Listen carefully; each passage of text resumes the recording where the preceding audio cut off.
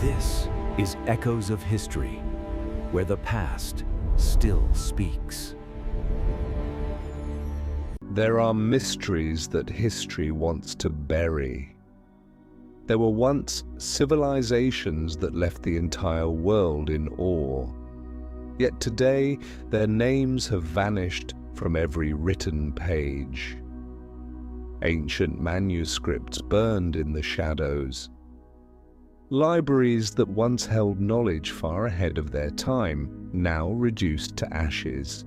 And books banned not because they were wrong, but because they contained truths too dangerous for the world to know.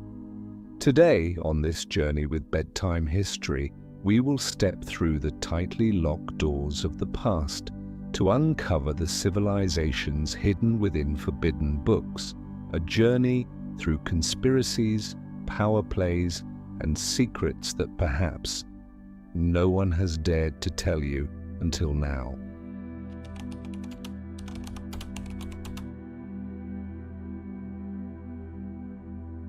When it comes to forgotten civilizations, perhaps no name is more controversial or more haunting than Atlantis. Was it a city, an empire, or simply a philosophical metaphor? The debate has raged on for more than 2,000 years. Yet what few people realize is this: the story of Atlantis itself was once placed on the list of forbidden knowledge in Europe for centuries.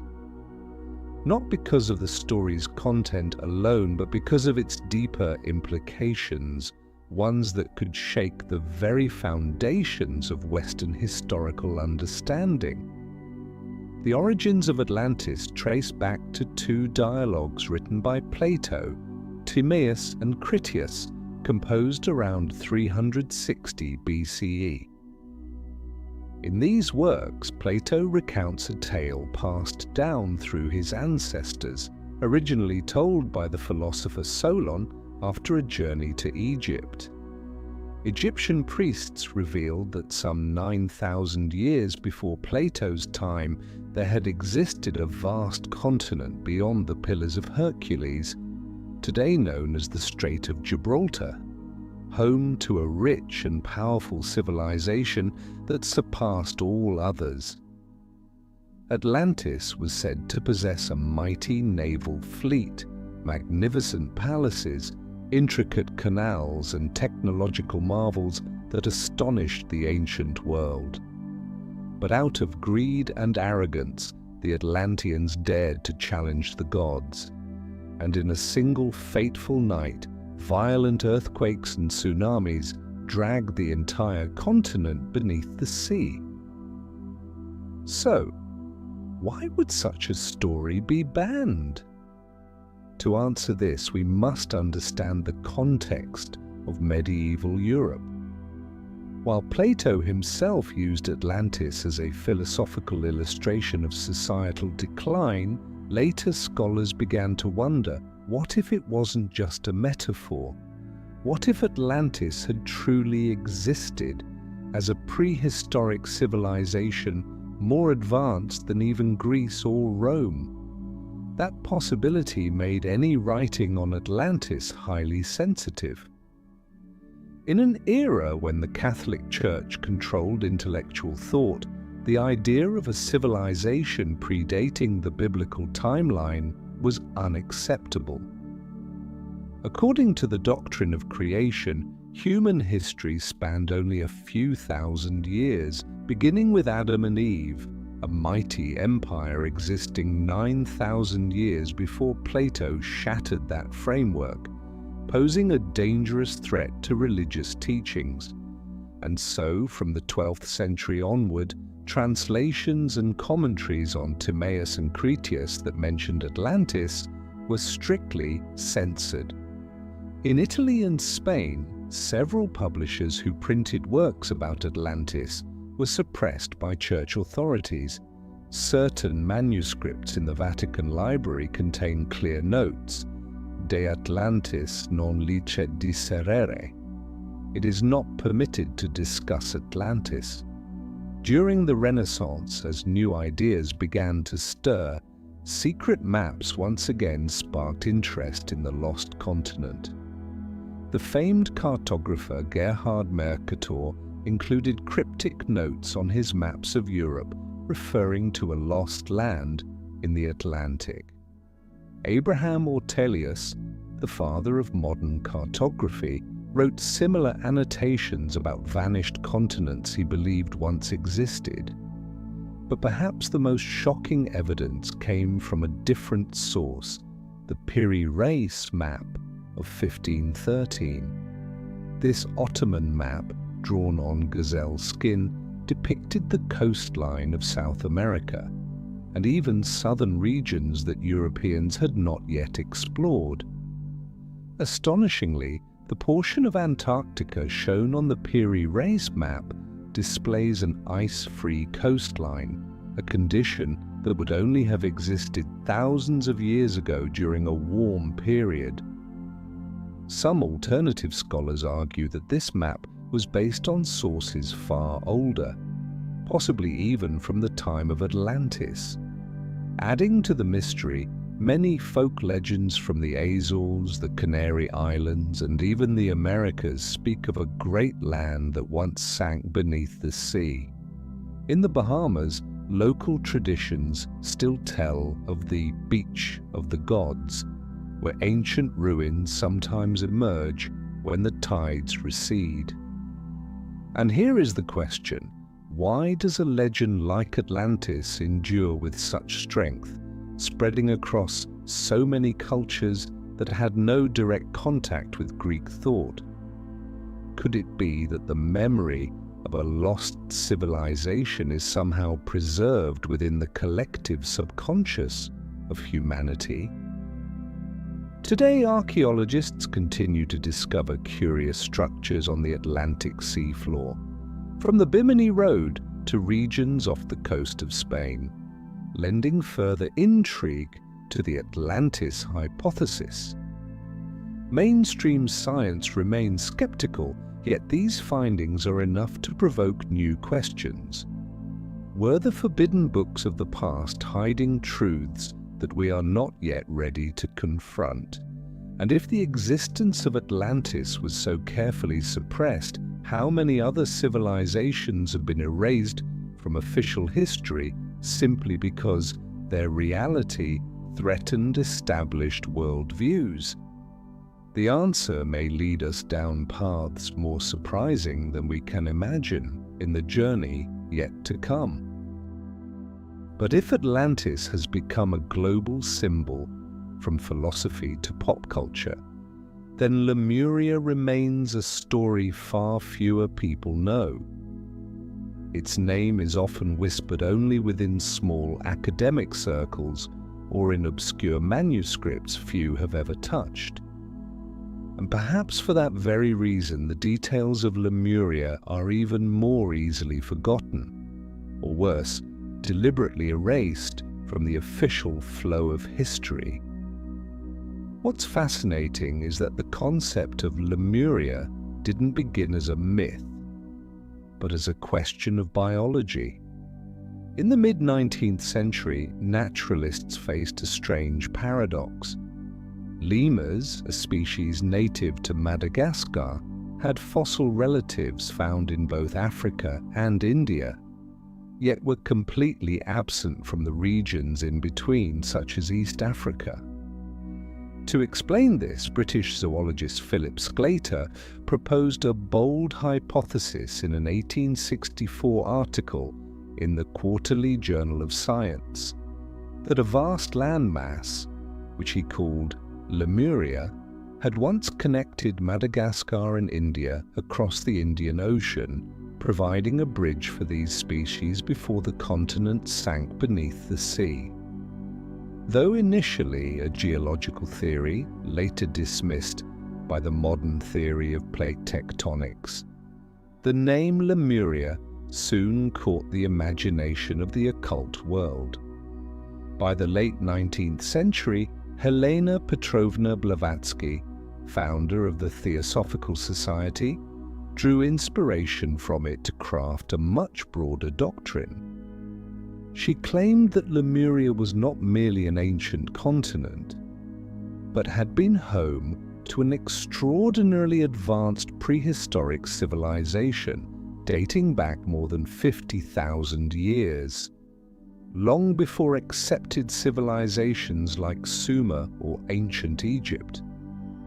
According to Blavatsky, the Lemurians were a race of giants with highly developed spiritual powers, possessing knowledge of energy, architecture, and the cosmos far beyond modern understanding. She cited Eastern manuscripts, particularly from Tibetan monasteries, as her sources. This made her writings, especially The Secret Doctrine, 1888, a prime target for censorship campaigns. In late 19th century Europe, as the occult movement surged, many conservative Christian nations such as France, Spain, and Portugal placed Blavatsky's works on banned book lists. The reason wasn't just the mystical content, but the fact that her doctrines indirectly challenged the biblical model of creation by referencing pre-Adamite races and civilizations, those that supposedly existed before Adam in the Bible. Notably, many ancient Eastern manuscripts that Blavatsky cited also contain echoes of a lost land.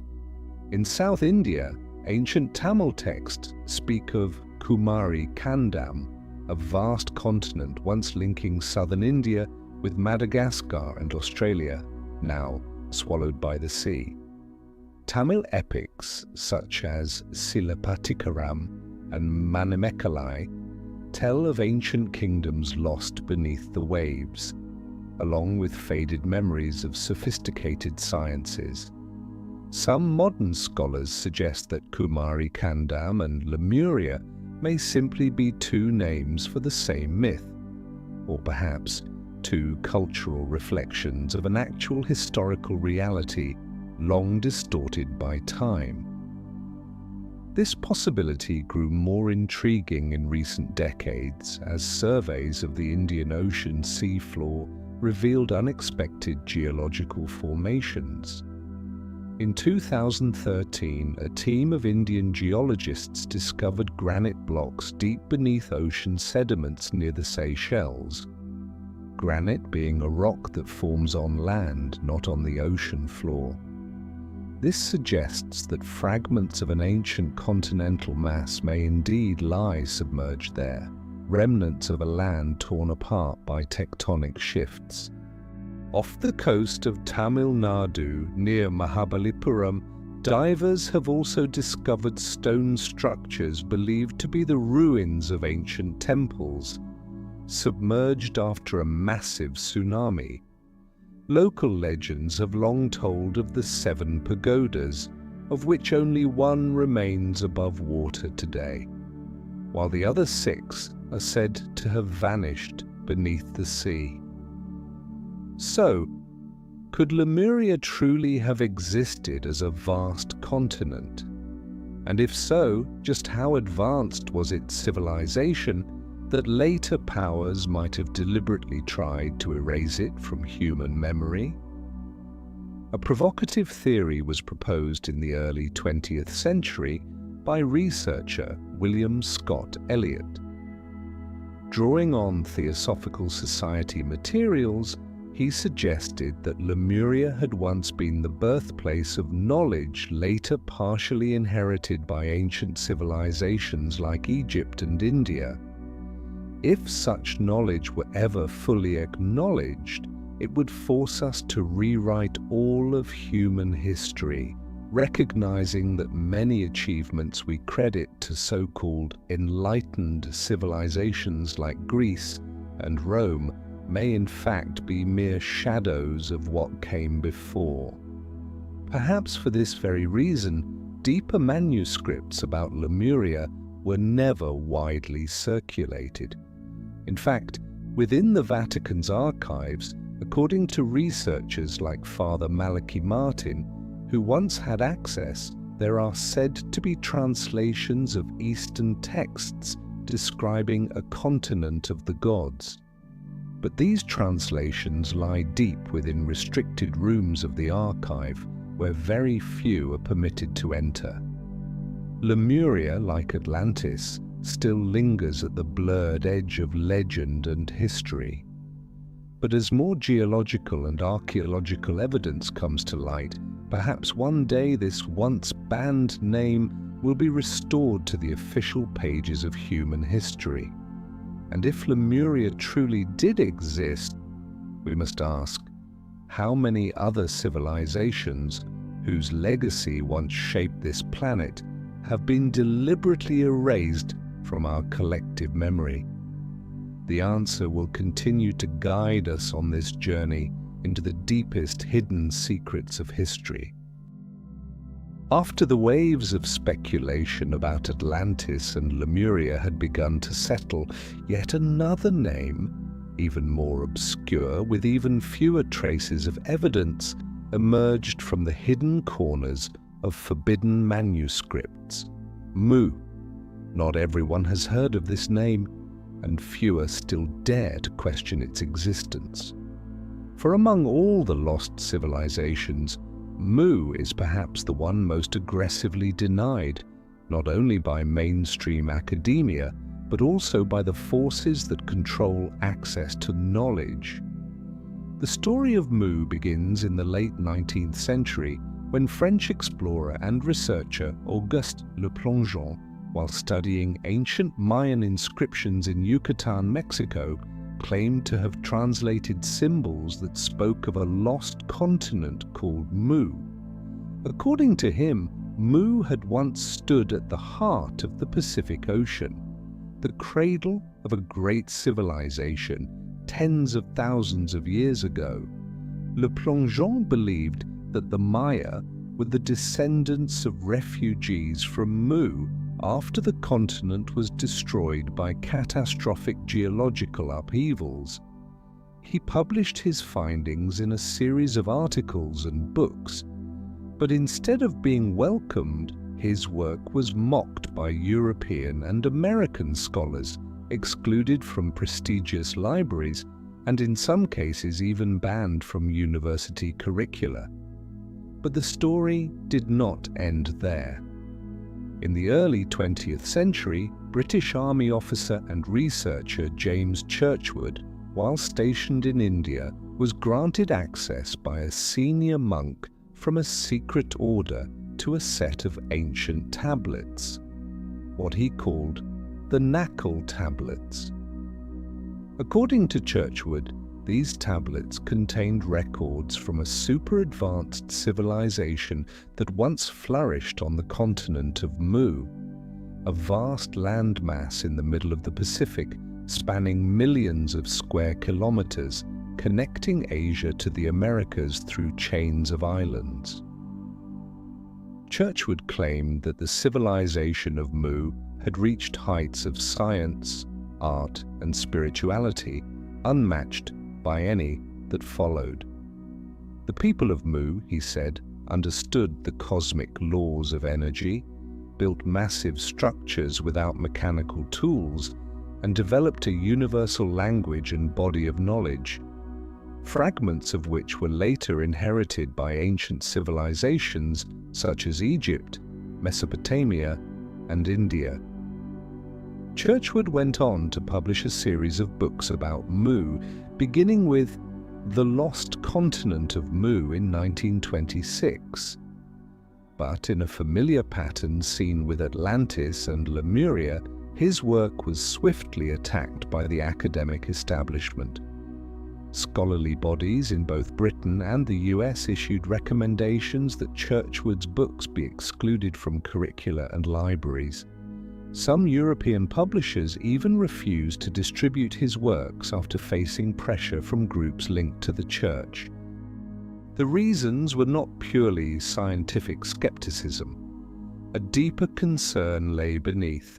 If Mu had truly existed, then the entire narrative of human migration and the development of civilizations across Asia, the Americas, and Oceania would have to be rewritten. Trans-Pacific connections, long denied by traditional migration theories, would need to be acknowledged. This posed a threat to many long-held theories of social evolution and the political narratives attached to them. What made the story of Mu even more intriguing was the appearance of unexpected evidence. From the giant stone statues of Polynesia on Easter Island, which Churchward identified as remnants of Mu, to architectural and linguistic patterns showing startling similarities between cultures separated by thousands of kilometers across the Pacific. For example, researchers such as Thor Heyerdahl pointed out remarkable parallels in boat-building techniques and artistic traditions between Polynesians and South American cultures. Similarities too specific to dismiss as coincidence. Moreover, linguistic studies have revealed surprising connections between the languages of Pacific Island groups and ancient tongues of Asia.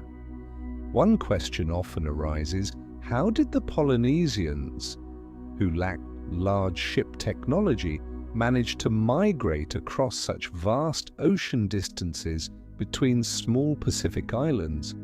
Could they have been the descendants of much older, more advanced seafaring civilizations? Further adding to the mystery, off the coast of Japan's Yonaguni Island, divers have discovered massive stone structures beneath the sea, terraces, columns and walls that appear to have been shaped by human hands. While mainstream archaeologists argue these may be natural formations, many independent researchers believe they are the remains of a prehistoric civilization, possibly linked to Mu. So why has Mu been so forcefully erased from historical discourse?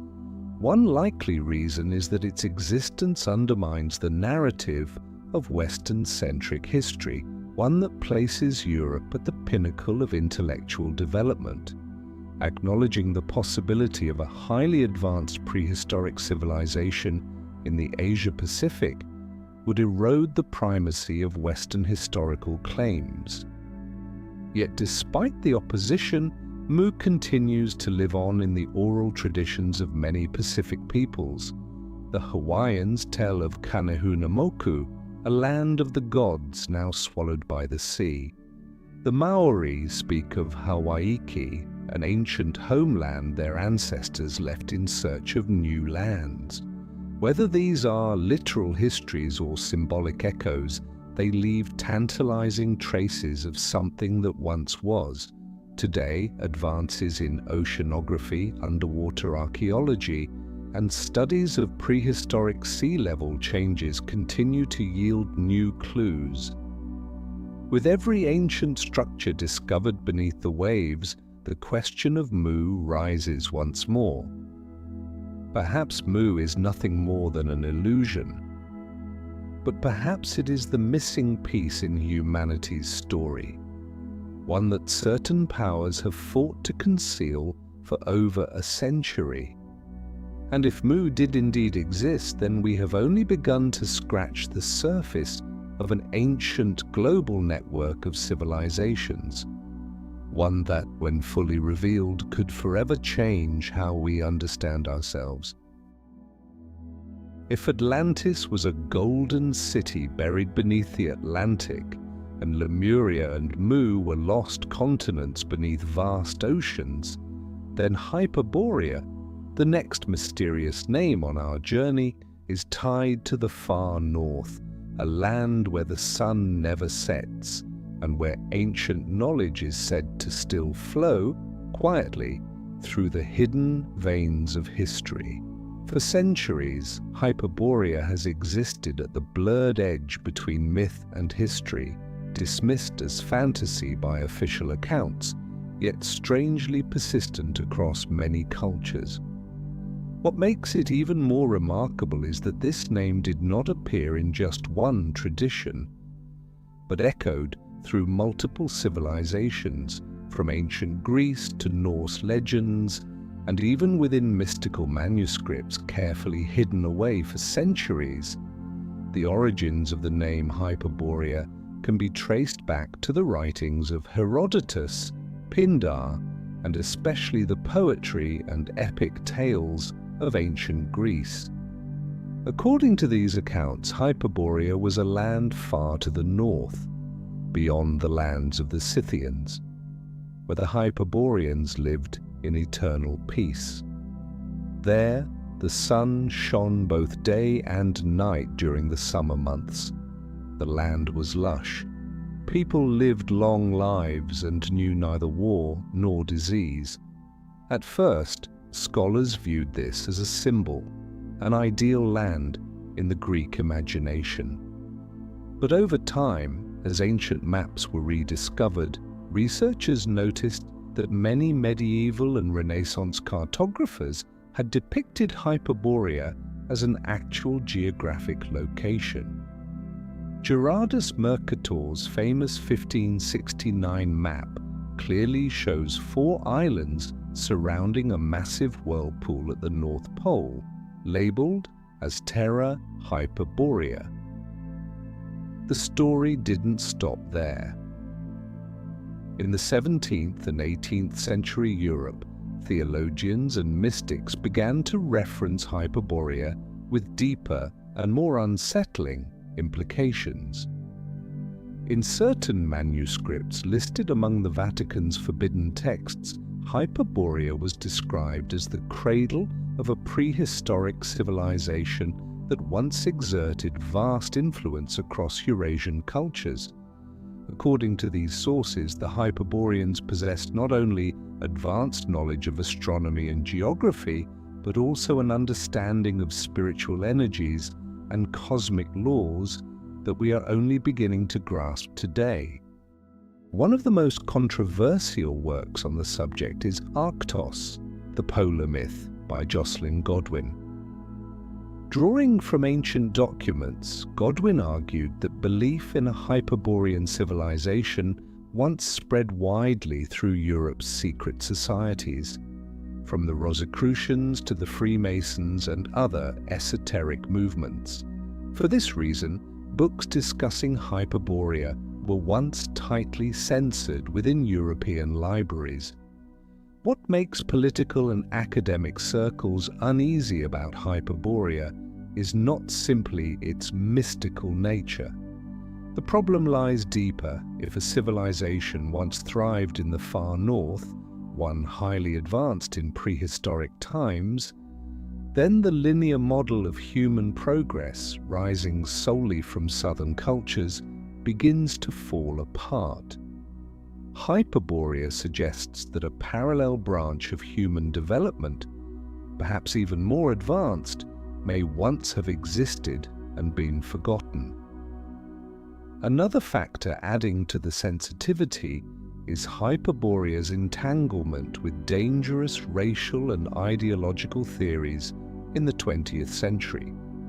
Unorthodox scholars such as Guido von List and certain German mystical groups once claimed Hyperborea as the original homeland of the Aryan race, a claim that later fueled highly politicized extremist ideologies.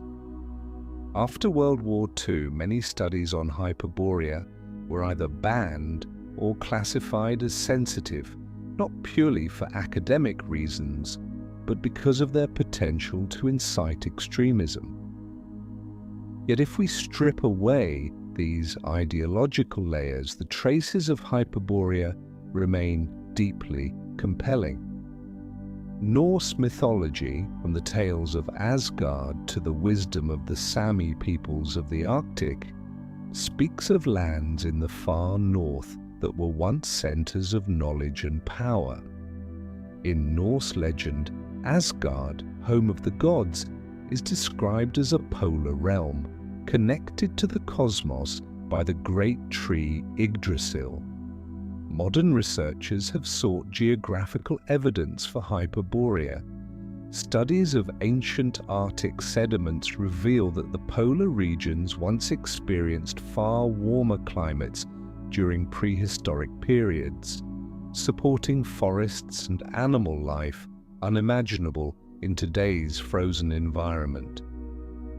This raises the question, was there once a time when the far north could have supported human life, and perhaps even a civilization?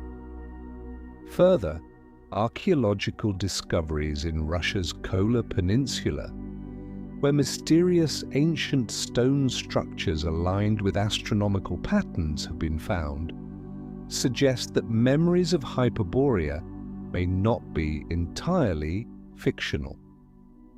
Yet perhaps the deepest reason why Hyperborea was pushed out of official history lies elsewhere. It symbolizes a civilization not built upon material power or domination, but upon knowledge and harmony with nature. A social model that in the modern world is often seen as impractical and even dangerous because it challenges existing structures of authority. And so Hyperborea continues to flow quietly beneath the surface, through ancient manuscripts, secret societies, and whispered legends. Part of its truth may still be hidden. But the light of Hyperborea, a land where knowledge and spiritual wisdom reigned, quietly awaits the day it may once again be revealed.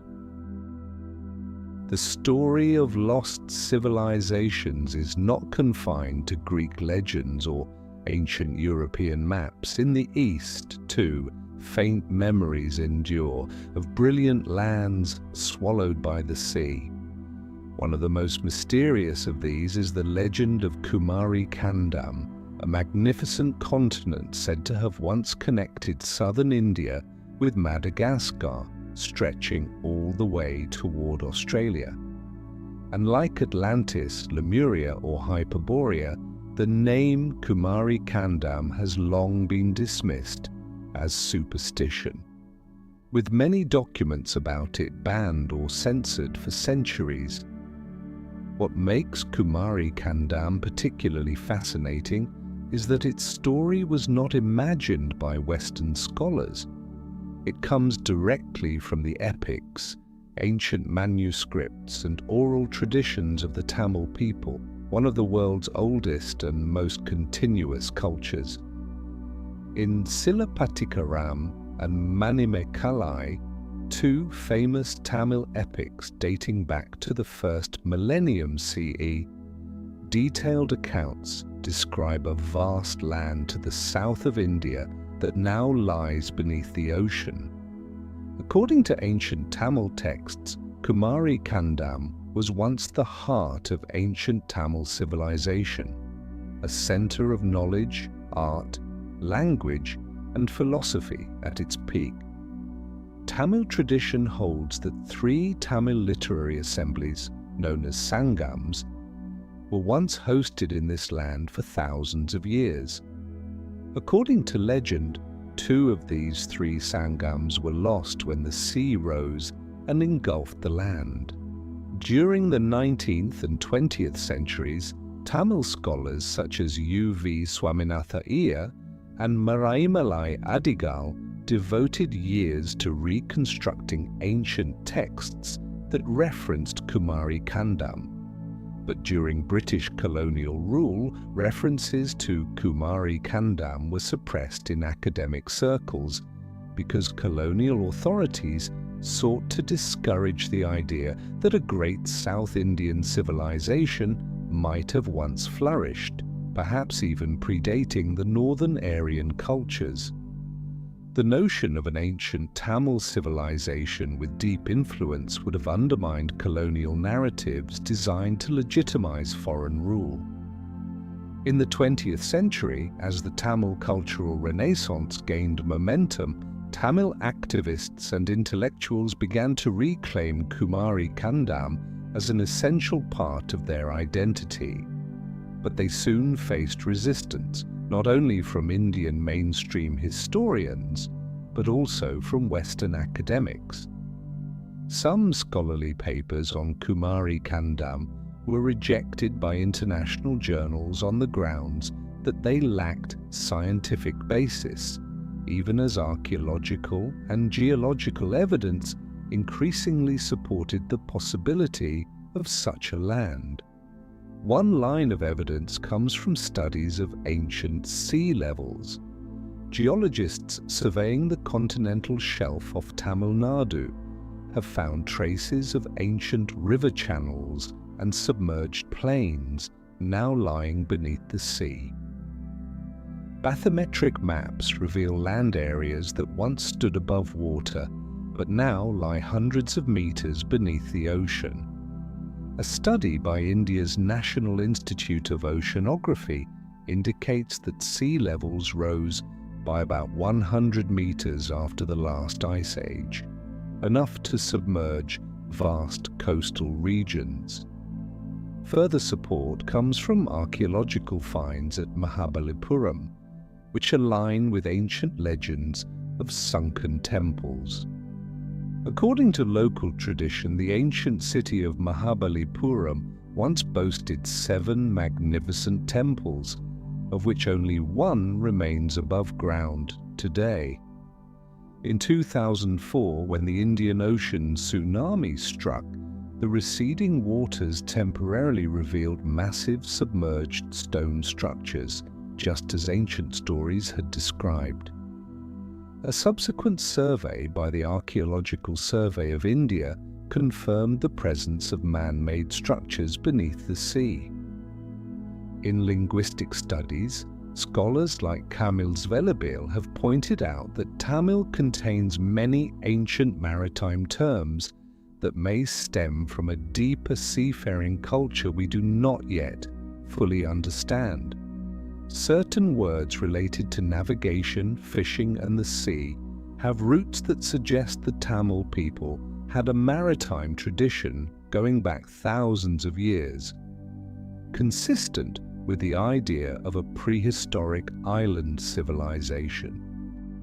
What makes Kumari Kandam dangerous in the eyes of those who seek to control historical narratives is not simply the possibility that a lost land once existed, but the deeper implications.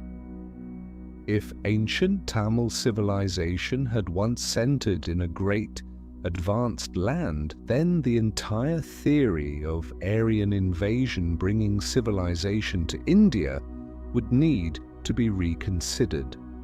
And this could fundamentally reshape how Indians view their own history, something neither colonial rulers nor conservative forces have wanted. To this day, mainstream academia remains cautious about Kumari Kandam. Even as archaeological and geological evidence grows, the term Kumari Kandam rarely appears in official scholarly works.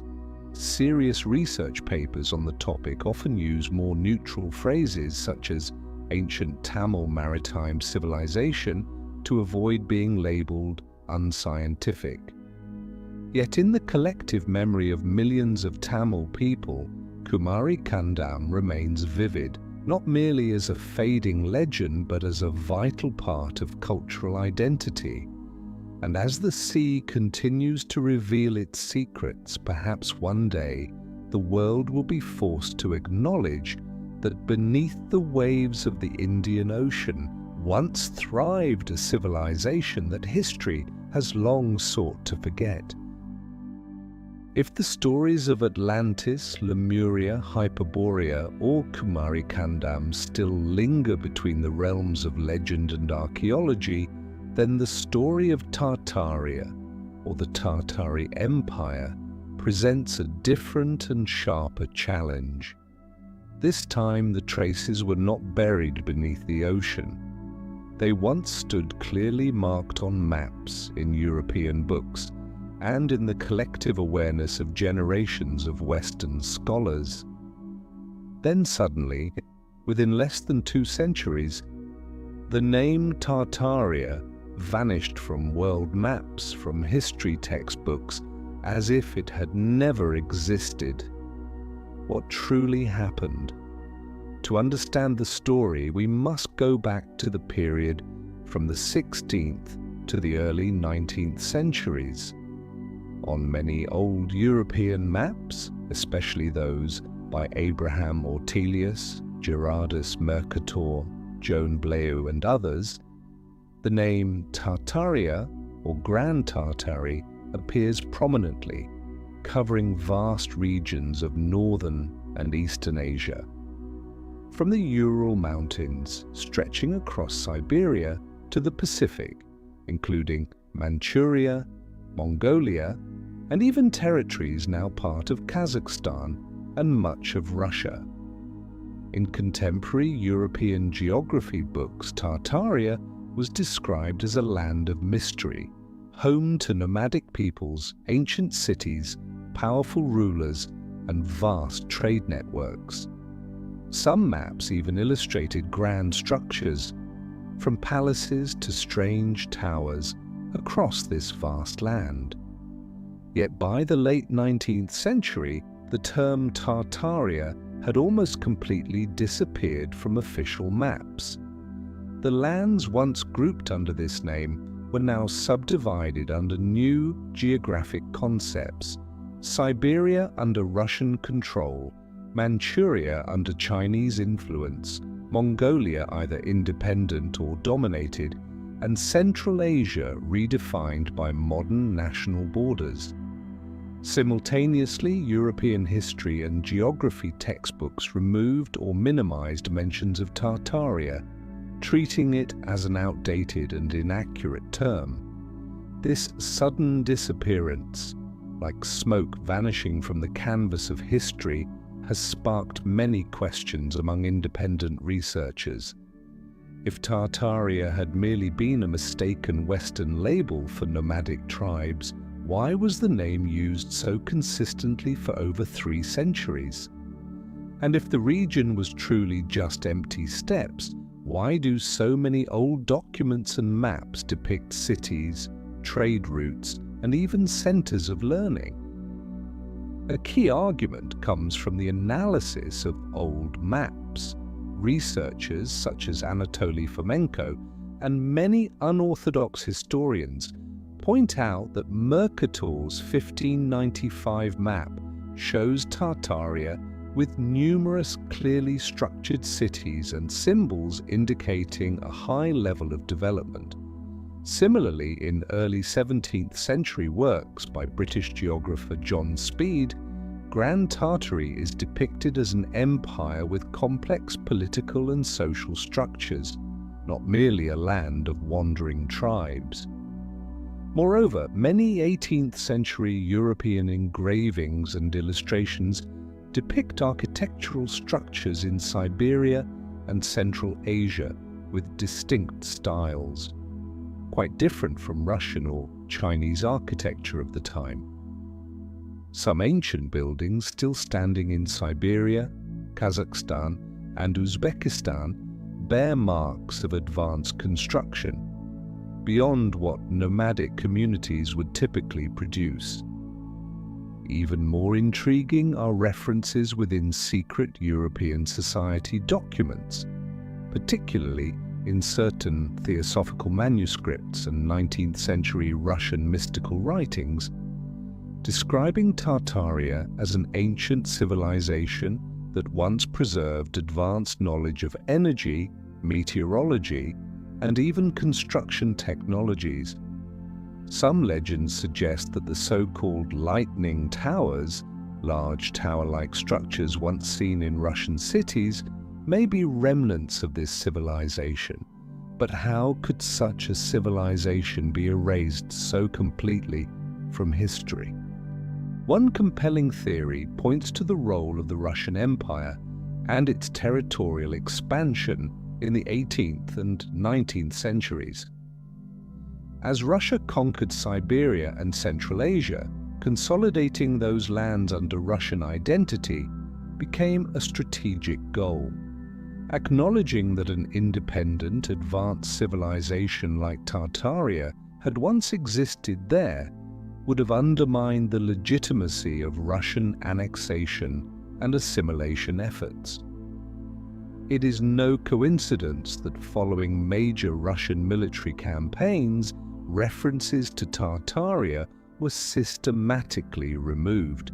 New maps issued by the Russian state eliminated the term Tartaria entirely, replacing it with Russian place names or more neutral geographic terms.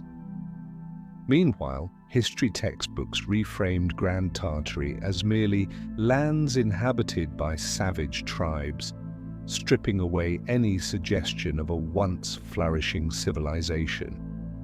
This effort was not limited to Russia. In Europe, amid the rise of colonialism and the narrative of Western superiority, acknowledging a vast, sophisticated civilization deep within Asia was inconvenient. Western historians gradually shifted focus to subjects that fit more neatly within the Eurocentric historical model, leaving Tartaria to fade from academic discourse. By the mid-20th century, Tartaria was little more than a faint footnote in history books, if mentioned at all. An empire that had once appeared on world maps for centuries, with great cities, expansive trade networks, and complex governance, had vanished without a trace. Today, questions about Tartaria persist. Independent research communities, unorthodox archaeologists, and thousands of amateur scholars worldwide continue to search for clues. Each discovery, a strange architectural structure in Siberia, an uncatalogued ancient map, a forgotten line in an old manuscript, may add one more piece to the puzzle of Tartaria. And when we look back at the erasure of this name from official history, perhaps the most important question is not whether Tartaria truly existed, but why certain forces worked so hard to erase the memory of a civilization that may once have been great. If Tartaria showed us an empire that left its traces on maps only to be erased from history, then Scythia is one of the least understood civilizations of the ancient world, a familiar name to historians, yet what truly lies behind it remains shrouded in thick layers of mystery. In ancient records, the Scythians are often portrayed as fearsome nomadic warriors sweeping across the Eurasian steppes, but few know that their civilization, rich in culture, art, and knowledge, once commanded deep respect from mighty empires like Persia and Greece. And like many forgotten civilizations, much of the memory of Scythia has been distorted or deliberately reduced in official historical accounts. The earliest known sources on Scythia come from the Greek historian Herodotus, who traveled through Scythian lands in the 5th century BCE. In his histories, Herodotus describes a fierce, horse-riding people who lived freely on the vast steppes without permanent fortresses, yet possessed an extraordinary mastery of gold craftsmanship. He wrote of cavalry unmatched in battle, able to fight for days on horseback. Yet woven through his military accounts, Herodotus also recorded surprising details about the Scythians' spiritual life, their elaborate rituals, finely crafted religious artifacts, and mysterious connections with northern gods. What puzzles modern archaeologists and historians is the wealth of art and knowledge the Scythians left behind, a legacy at odds with the simplistic image of barbarian horsemen promoted in Roman and medieval accounts. Since the 18th century, when the first Scythian burial mounds were excavated in the Altai region, archaeologists have been astonished by intricate gold treasures, blending animal motifs, mythological figures, and metallurgical techniques of extraordinary sophistication. Among the most striking discoveries are the Pazyryk burial mounds, which preserved exquisitely carved wooden chariots, the world's oldest surviving woven carpets, and human remains bearing complex tattoos of animal symbols imbued with spiritual significance. Detailed analysis of these tattoos reveals a rich symbolic system connected to cosmology and deeply rooted spiritual beliefs. Yet the greater mystery lies in the disappearance of the Scythians from history. After dominating the Eurasian steppes from the 8th to the 3rd century BCE, Scythia seems to vanish from official historical records. Successor groups, such as the Sarmatians and the Huns, are described as new waves of migration, while any cultural links to the ancient Scythians are blurred or denied.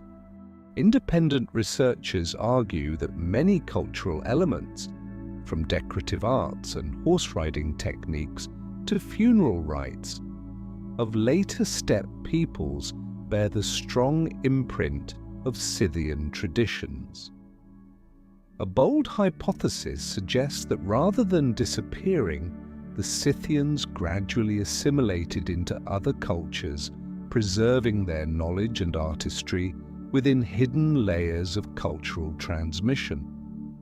Adding to this, many medieval maps still marked Scythia as a region north of the Black Sea and across Central Asia, indicating that in the minds of European geographers, the name had never fully disappeared. It was only with the rise of modern nationalism and the redefinition of European ethnic identities that the term Scythia was gradually erased from official maps, replaced by new labels more aligned with modern nation-states.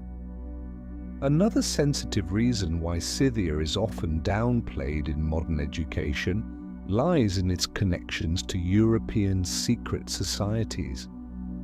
In manuscripts of the Rosicrucians and other esoteric groups of the 17th and 18th centuries, the Scythians were described as descendants of an ancient northern line of knowledge, believed to hold secrets about the cosmos, natural energies, and ancient medicine.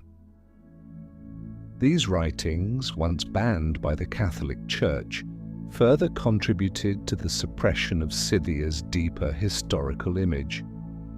Today, with the flourishing of steppe archaeology, new discoveries in Kazakhstan, the Altai Mountains, and regions around the Black Sea continue to reveal a Scythia far more sophisticated and vibrant than the narrative imposed by earlier powers.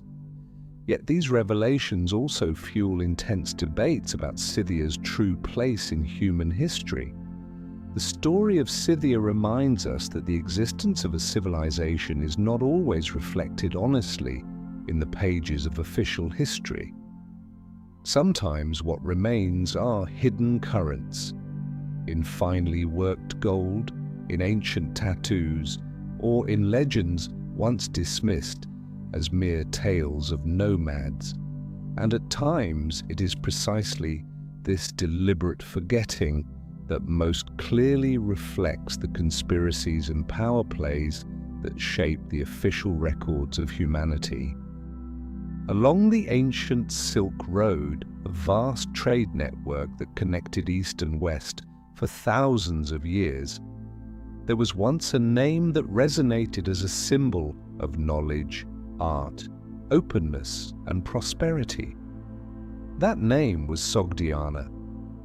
Yet curiously, today it has all but vanished from the official flow of history, surviving only in scattered specialized texts, rarely encountered by the general public. This raises an important question. Why has a civilization that once stood at the heart of the greatest exchange network of the ancient world, helping to spread ideas and technologies on a global scale, been pushed into obscurity? And what in Sogdiana's history made certain powers so determined to blur or erase the memory of this land? Sogdiana, also known as Sugd or Sogdia, was a region between the Zeravshan and Kashkadaria river basins in what is now Uzbekistan and Tajikistan. At its height, from the 6th century BCE to the 10th century CE, Sogdiana was one of the most important centers of trade, culture, and learning along the Silk Road, with flourishing cities like Samarkand, Bukhara, and Panjakent. Unlike many civilizations defined by conquest or strict national borders, Sogdiana was a culture of exchange, where merchants, scholars, artists, and believers of many faiths gathered.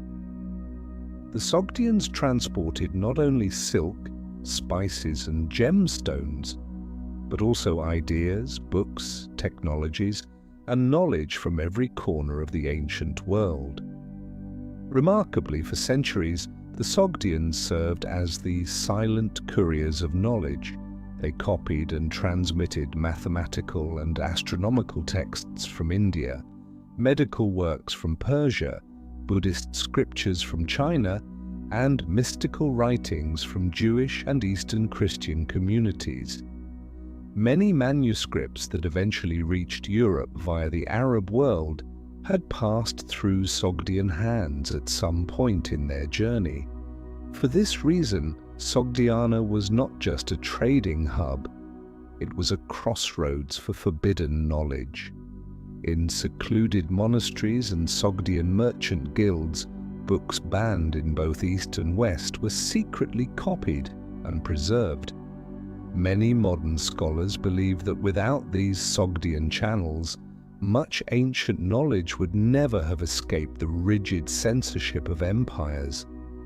But this role also made Sogdiana a threat in the eyes of political and religious powers.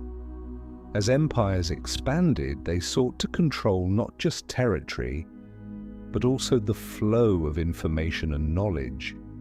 An independent merchant community, unbound by rigid dogmas and serving as a conduit for dangerous ideas, was something those powers could not tolerate. This explains why, from the 10th century onward, as Orthodox Islamic dynasties consolidated power in Central Asia, Sogdian cities were systematically attacked and suppressed. Private libraries were burned, manuscripts seized, scholars executed or forced into exile. Scattered Sogdian communities survived in remote oases. But the brilliance of a civilization that had once illuminated the Silk Road began to fade. At the same time, in the official histories of these new dynasties, the name Sogdiana was gradually erased. Islamic chronicles of the 11th and 12th centuries barely mention Sogdiana as a center of knowledge. In the West, as Arabic translations flowed into medieval Europe, the role of the Sogdians in transmitting knowledge was deliberately downplayed in favor of highlighting Islamic centers like Baghdad. Thus, well into the 20th century, the name Sogdiana appeared only in archaeological studies or in the writings of a few dedicated Orientalists. A civilization that had played a vital role in maintaining the intercontinental flow of knowledge was pushed into the shadows of history. Today, with new archaeological discoveries at Panjakent, Samarkand, and Bukhara, we are beginning to better understand the cultural and intellectual depth of the Sogdians. Wall paintings depict scenes of merchants from diverse cultures. Inscriptions reveal a remarkable capacity to absorb and transform varied ideologies, and the burned remains of ancient libraries still testify to a golden age that was deliberately obscured. Sogdiana teaches us a profound lesson. In history, it is not always those with the largest territories or strongest armies who leave the deepest mark. Sometimes it is the silent couriers, small communities driven by freedom of thought and a passion for knowledge, who truly shape the flow of human civilization. And perhaps it was precisely this quiet yet far-reaching influence that made certain powers so determined to erase Sogdiana's name from our collective memory. If Sogdiana was once a crossroads of knowledge, then Ophir, the mythical kingdom described in biblical texts, stood as a symbol of unimaginable wealth. A name filled with allure, where King Solomon's fabled fleets once sailed across distant seas, returning laden with gold, ivory, and rare treasures. Yet paradoxically, to this day, Ophir remains one of the most mysterious civilizations or destinations ever mentioned in religious and historical records. The question, where exactly was Ophir and did it truly exist, has puzzled scholars for centuries, sparking efforts to obscure and downplay its story. Ophir first appears in the Old Testament, specifically in the books of Kings and Chronicles. According to these accounts, King Solomon, renowned for his wisdom and unmatched wealth, sent fleets in alliance with King Hiram of Tyre to seek out Ophir. After 3 years at sea, these ships returned with a staggering haul of gold, 420 talents, over 15 metric tons, an amount capable of shaking the economy of any ancient kingdom. But Ophir was more than a source of gold. The Bible describes its fleets bringing back silver, rare woods, gemstones, ivory, apes, and exotic birds, suggesting that Ophir was a rich trading center connected to tropical regions far beyond Israel's borders. As early as the Middle Ages, the true location of Ophir became one of the most tantalizing mysteries for explorers and theologians alike. Countless theories emerged, pointing to the Arabian Peninsula, East Africa, India, and even Southeast Asia. Marco Polo himself suspected that Ophir might lie in what is now Sumatra or Malacca, regions known for vibrant trade in precious woods and gold. Some 16th century European maps even marked an uncertain Ophir somewhere in the Indian Ocean. Yet what complicates the story of Ophir is the interference of political and religious forces. During the height of Catholic Church authority, precisely identifying Ophir was seen as dangerous. For if Ophir were proven to lie beyond the Christian world, it would challenge the Eurocentric cosmology the Church sought to maintain. Thus, in many medieval and Renaissance Bible translations, references to Ophir were shortened or left vague. Some Latin editions of the Bible even omitted the detailed lists of exotic goods, deliberately avoiding questions about ancient Israel's links to foreign, unacknowledged civilizations. During the Age of Exploration, Ophir again became both an excuse for and a source of controversy. The Portuguese, upon occupying East African ports, claimed to have found a new Ophir at Sofala, Mozambique, even building monuments to commemorate the supposed discovery. Yet later, historians revealed this to be mere propaganda, lacking any convincing archaeological evidence. Conversely, some 19th century Orientalist scholars proposed that Ophir was in India, specifically Tamil Nadu, a region with ancient traditions of gold mining, ivory trade, and luxury goods matching biblical descriptions. In fact, the word Ophir may derive from the Tamil Oviyar, meaning artisans and traders of precious objects. Intriguingly, ancient Arab merchant records describe voyages to gold-rich lands in the east, journeys lasting up to 3 years, mirroring the length of King Solomon's expeditions. Some chronicles suggest that Arab traders once transported gold and exotic goods from Southeast Asia to the Middle East via long Indian Ocean trade routes. So why does the story of Ophir remain so obscured? One key reason is that colonial powers and modern political forces have shown little interest in acknowledging that Eastern civilizations were deeply linked to the ancient Near East.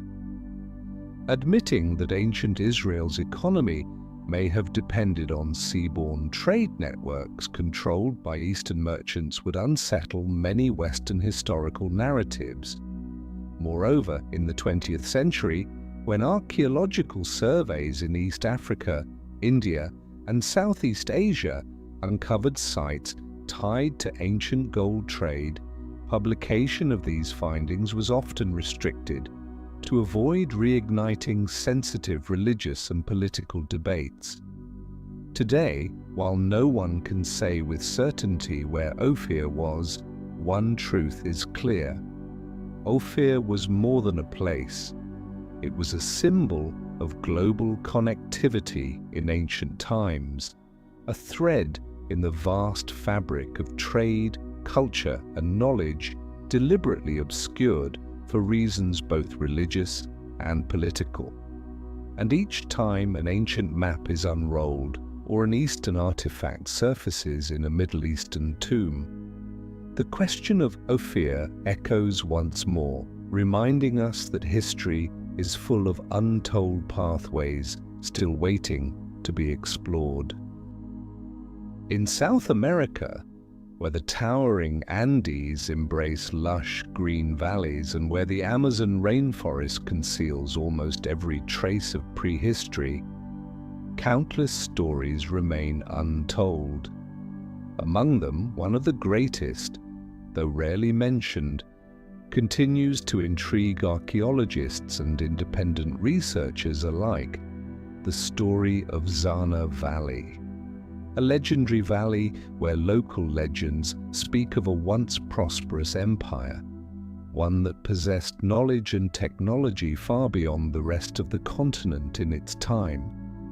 Yet almost every trace of it has been buried by time and by powerful forces that did not want history rewritten. Zana Valley, according to scattered accounts and indigenous lore, lies deep within the northern Peruvian jungle near the modern border with Ecuador. As early as the 16th century, when Spanish expeditions ventured into these lands in search of Inca gold, vague reports surfaced of an isolated valley, home to strange stone structures and a wealthy people living apart from known civilizations. Conquistador Pedro de Chiesa de Leon once recorded in his journals hearing tales of a valley of stone walls and a river of gold, but lacked the time to investigate. Jesuit missionary records from their work in South America also referenced rumors of Zana Valley. A report sent to the Vatican in 1609, now housed in the church's secret archives, described local accounts of a small but wealthy kingdom known for goldworking and crafting unusual alloys. Yet within a few decades, mentions of Zana Valley vanished from such reports, as though an unspoken directive had halted all further exploration in that direction. The Chachapoya people, known as warriors of the clouds, who once inhabited this region, preserved legends of an ancient kingdom deep within a hidden valley where rulers built vast stone structures. Strikingly, the construction techniques described in these tales resemble technologies that remain unexplained even today, echoing the mysteries of Sacsayhuaman and Machu Picchu. The 20th century marked a turning point. In 1965, Peruvian archaeologist Federico Kaufmann Doig led an expedition to the Zana Valley, uncovering massive stone ruins, towering walls, built from multi-ton blocks with no trace of metal tools. They also found underground corridors, strange altars, and fragments of alloyed objects containing platinum, a metal supposedly beyond the capabilities of ancient metallurgy to refine in pure form. Yet what made the story even more mysterious was the response from authorities. Soon after these initial discoveries, excavations in Zana Valley were abruptly halted. The Peruvian government, citing environmental and cultural preservation, imposed a strict ban on all unauthorized archaeological activity in the region. Independent researchers seeking access were either denied permits or entangled in complex bureaucratic barriers. Leaked internal reports from the Peruvian Institute of Archaeology revealed that some findings in Zana Valley might challenge current theories regarding the development of pre-Inca civilizations. Radiocarbon dating of wooden materials from subterranean structures yielded ages of over 3,000 years, suggesting these constructions predated the Inca by millennia. Furthermore, in Jesuit archives in Lima, old manuscripts mention missionaries in the 17th century discovering inscriptions in Zana, written in a symbolic system not yet deciphered, unlike the well-known Inca Quipu. Some scholars suspect this may represent a lost written language. What then really happened to the empire of Zana Valley? Could it have been an independent center of knowledge and commerce, flourishing alongside known civilizations? And if so, why were its traces so deliberately obscured? One hypothesis suggests that Zana Valley once lay on an ancient trade route linking the Amazon with the Pacific coast. Its wealth and advanced metalworking may have posed a threat to both the Spanish conquerors and to Inca rulers seeking absolute control over the Andes. Systematic efforts to suppress or destroy evidence of this civilization may have begun during the colonial period and continued well into the 20th century. Today, Zana Valley remains one of South America's least explored archaeological regions. Modern expeditions face rugged terrain, strict conservation laws, and formidable bureaucratic hurdles.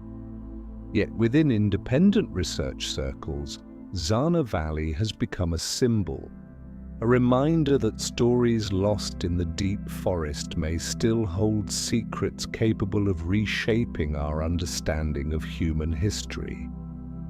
And as the Amazon rainforest steadily recedes, each ruin, each fragment unearthed in Zana Valley becomes ever more precious, like a final whisper from a civilization the world tried so hard to forget.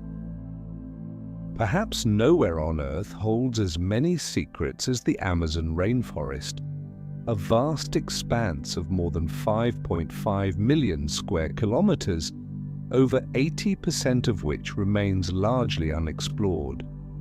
For centuries, the Amazon was viewed as a blank space on the world's archaeological map, a wild land believed to harbor only scattered tribes, with no advanced civilization ever having developed there.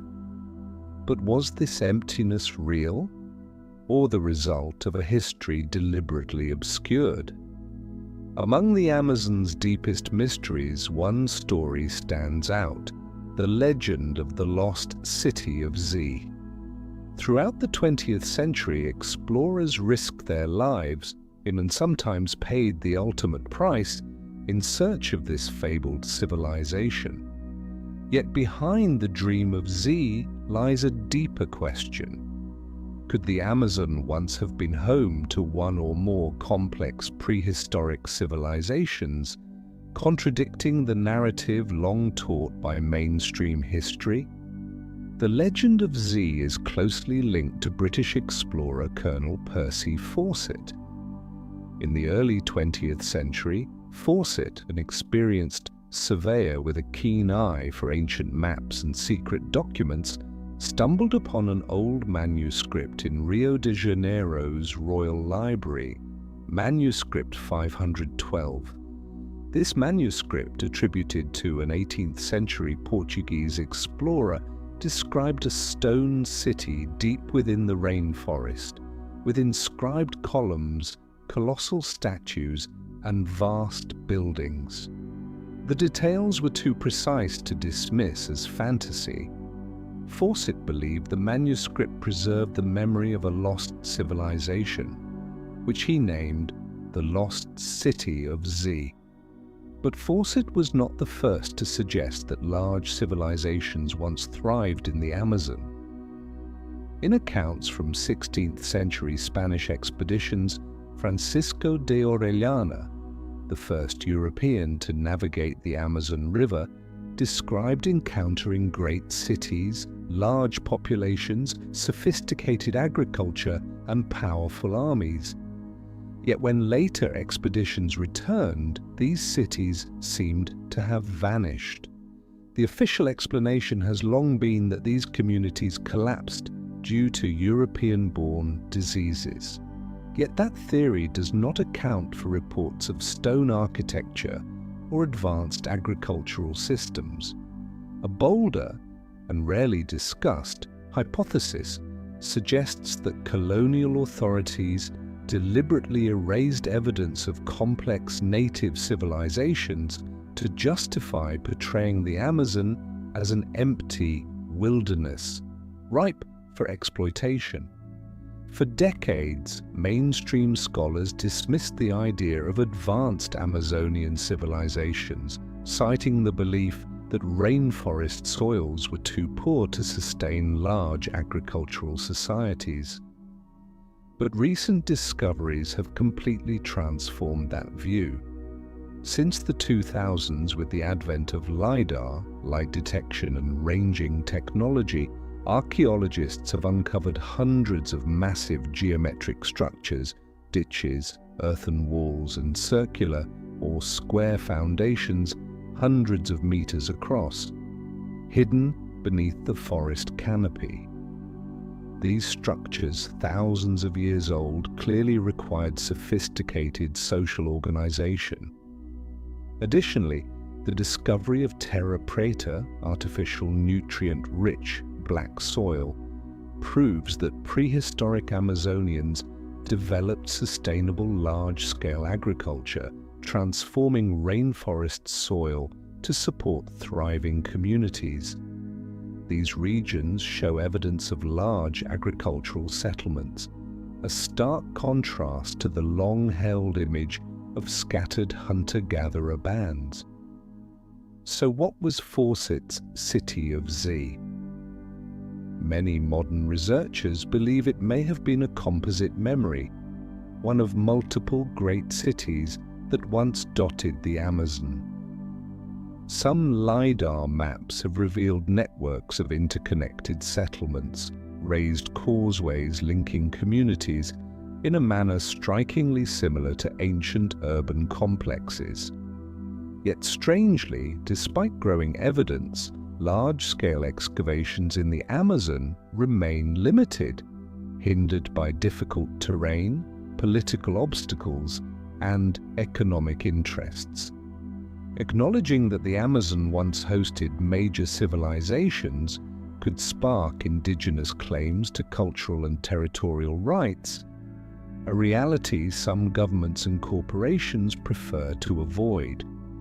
Moreover, certain voices in mainstream archaeology still cling to conservative views, reluctant to admit that South America's history may be far more complex than textbooks have long portrayed. Meanwhile, indigenous legends persist. Many Amazonian tribes tell of ancestral cities, sacred places hidden deep within the forest, where outsiders are not permitted to tread. Some even say that guardians still protect these ancient cities, living in secrecy beyond the reach of the modern world. Today, as modern technology allows us to peer beneath the forest's green veil, we may be only beginning to grasp the scale and sophistication of the civilizations that once flourished in the Amazon. The lost city of Z may not be a single metropolis, but a symbol of an entire lost chapter of history, one that, when fully revealed, could force us to rewrite our understanding of South America's past. If there is one symbol that continues to astonish the modern world, while baffling archaeologists and historians for centuries, it is surely the pyramids of Egypt. Massive stone blocks stacked with perfect precision, secret chambers and corridors aligned with accuracy, measured in thousandths of a millimeter, all standing as a timeless challenge from the past. Who built them? And how? The official answer: that the pyramids, particularly the Great Pyramid of Giza, were constructed by the pharaohs of Egypt's 4th dynasty, has been taught in textbooks for generations. Yet as deeper studies emerge, an increasing number of questions remain unresolved within this framework. First, there is the issue of dating. While mainstream scholars place the construction of the Great Pyramid around 2560 BCE, during the reign of Pharaoh Khufu, Cheops, geological and archaeological analyses suggest otherwise.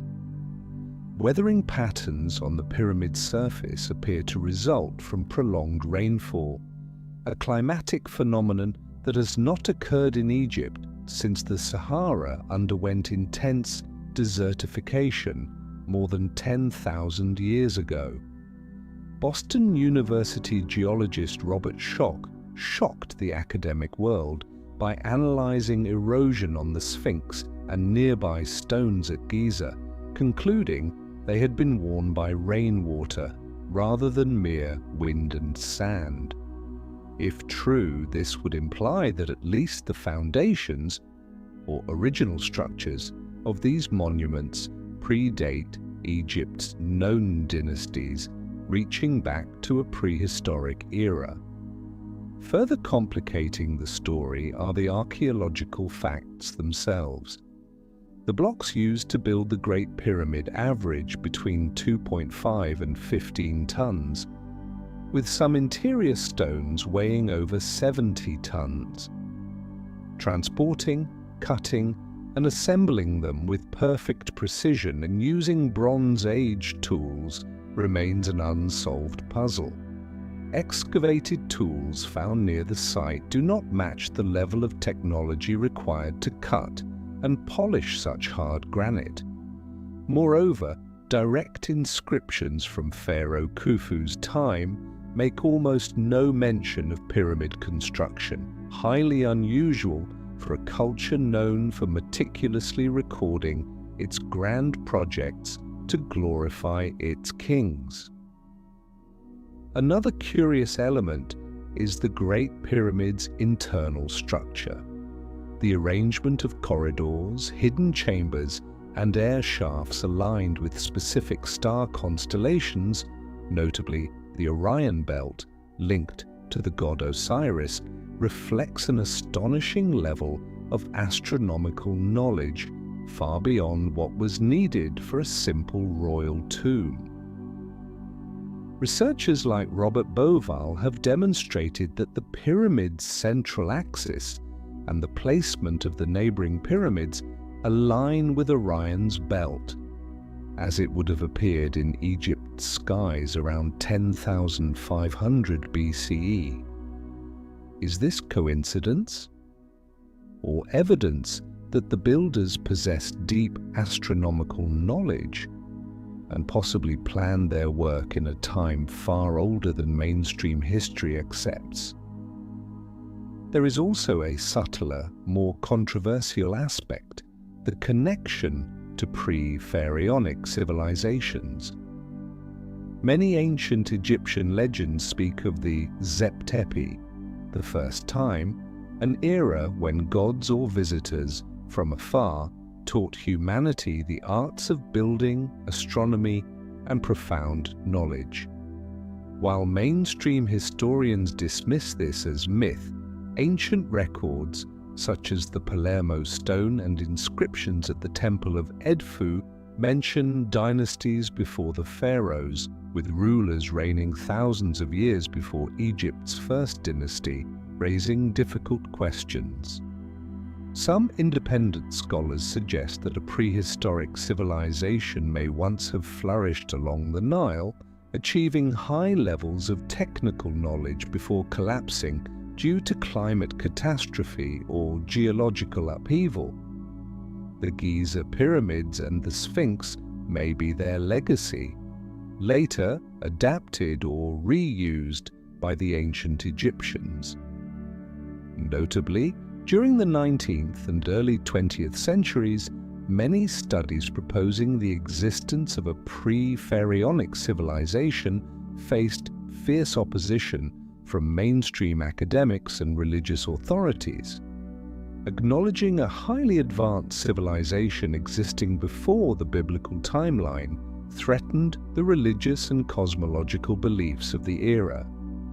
Consequently, inconvenient archaeological evidence was sometimes overlooked, and alternative theories were often excluded from official academic publications.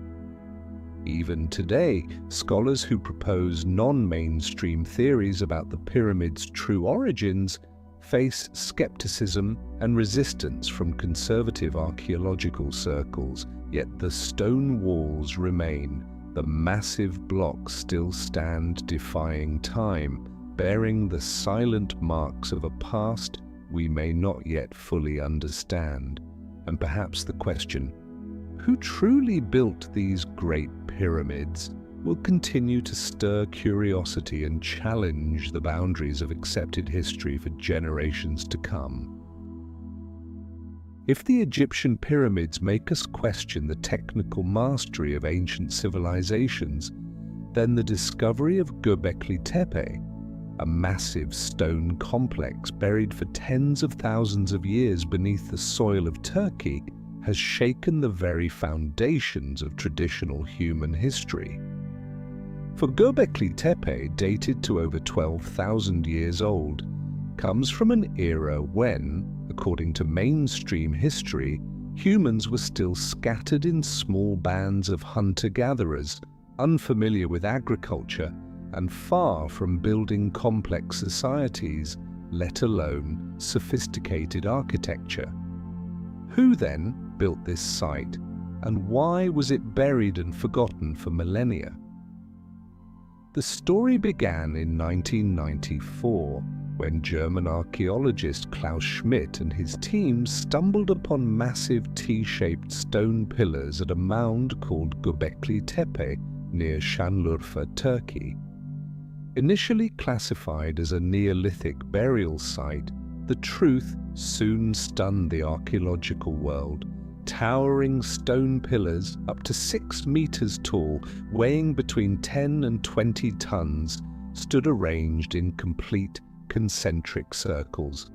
Carved into their surfaces were remarkably detailed images: lions, snakes, birds, foxes, wild cattle, and other symbolic figures. Researchers quickly realized this was no burial site, but an intricate ceremonial complex, perhaps the oldest temple yet known to humanity. Even more astonishing was its dating. Radiocarbon analysis showed that Göbekli Tepe was built around 9600 BCE, during a period when, according to established history, civilization was not supposed to exist. This discovery overturned the entire theory of human societal evolution. If history books are correct, only after humans settled down, domesticated plants and animals, and developed agriculture could they construct such elaborate monuments. Yet, Göbekli Tepe proves otherwise. Hunter-gatherer communities, or at least societies on the cusp of civilization, could organize labor forces, transport massive stones, and design architectural and symbolic complexes of extraordinary sophistication. Who could have achieved this? This question continues to divide the academic world. Some mainstream scholars reluctantly accept that hunter-gatherer societies may have been more complex than previously thought. But many independent researchers raise deeper questions. How could supposedly unsophisticated groups, lacking construction techniques and mechanical tools, move and assemble multi-ton stones with such precision? Moreover, the symbols and carvings at Göbekli Tepe seem to reflect a complex cosmology with advanced astronomical symbolism. Some researchers argue that the stone pillars were arranged to mark celestial events, solstices, equinoxes, and specific positions of star constellations. Astronomer Martin B. Sweatman and colleagues have analyzed these symbols and proposed that they record a massive comet impact around 10,900 years ago, coinciding with the onset of the Younger Dryas Ice Age. If true, the builders of Göbekli Tepe were not just craftsmen, but astronomers with profound cosmic knowledge. Another mystery is why this entire complex was deliberately buried. Archaeologists found that Göbekli Tepe's circles had been carefully filled in with earth and debris, an intentional act, not a result of natural erosion. Such deliberate burial required a massive collective effort, prompting even more questions. Was this due to a cultural upheaval, a natural disaster, or a profound religious shift that compelled the builders to bury the site's memory? Or, as some theorists suggest, could the sudden transition from egalitarian hunter-gatherer societies to hierarchical agricultural ones have driven a deliberate erasure of older sacred symbols? The deeper researchers dig, the clearer it becomes that Göbekli Tepe may not be unique.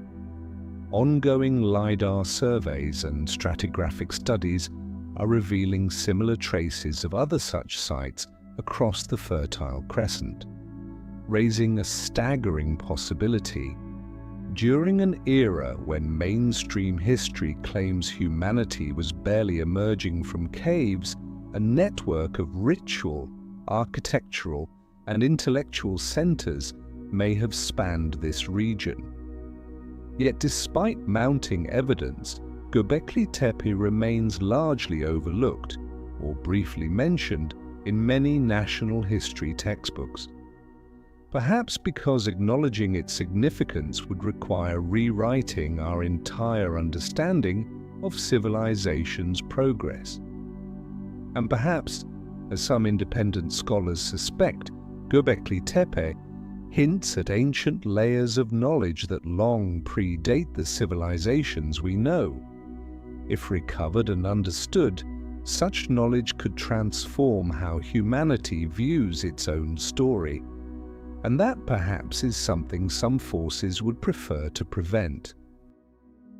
Among all the stories of distorted history, perhaps no region of the world has suffered such systematic erasure as Africa.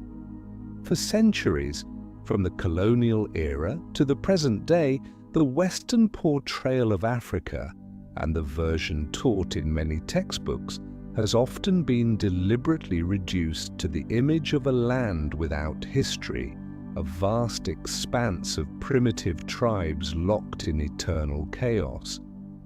Yet the truth, as we shall see, is far more complex and far more magnificent. Across this great continent once flourished vibrant civilizations, mighty trade empires, centers of learning, and awe-inspiring stone cities that for many reasons were deliberately erased from official history. Among them, two names stand out: Great Zimbabwe and the ancient Mali Empire. Let us begin with Zimbabwe, a name long shrouded in so-called mystery throughout the 19th and 20th centuries. When European explorers first arrived in the southern African highlands in the 19th century, they were astonished to discover the ruins of a massive stone complex, walls of unmortared stone rising 11 meters high, stretching hundreds of meters in length, mysterious conical towers, and intricately carved altars. The local people called this place Zimbabwe, House of Great Stone, from which the name Zimbabwe would later emerge. Yet instead of acknowledging that local African peoples had once possessed the knowledge and skill to build such marvels, European colonial powers, particularly during the British Empire, worked tirelessly to deny this fact. They put forth outlandish theories, attributing the structures to the ancient Phoenicians, the Arabs, even lost civilizations from the Mediterranean. The goal was clear: to admit that the Shona and other Bantu peoples had once achieved such high levels of architectural and social sophistication would undermine the very foundation of the colonial narrative, the so-called civilizing mission of the white man. For decades, colonial archaeologists were pressured to omit or distort evidence linking Great Zimbabwe to its indigenous builders. Scholars such as Gertrude Caton Thompson, who dared to publicly assert that the ruins were indeed the work of ancient African peoples, faced harsh criticism and professional isolation. Today, modern archaeological analysis has definitively proven that Great Zimbabwe was built by Bantu-speaking communities between the 11th and 15th centuries. Yet an awkward silence still hangs over many Western textbooks. Centuries of deliberate denial have left a lasting legacy, a legacy of erasure. If the story of Zimbabwe was rewritten to serve colonial aims, then the story of ancient Mali reveals another dimension: the hidden global influence of an African empire. During the 13th and 14th centuries, while Europe languished in the depths of the Middle Ages, the Mali Empire stood as one of the wealthiest and most advanced nations in the world. Its capital, Timbuktu, was a great center of scholarship and commerce.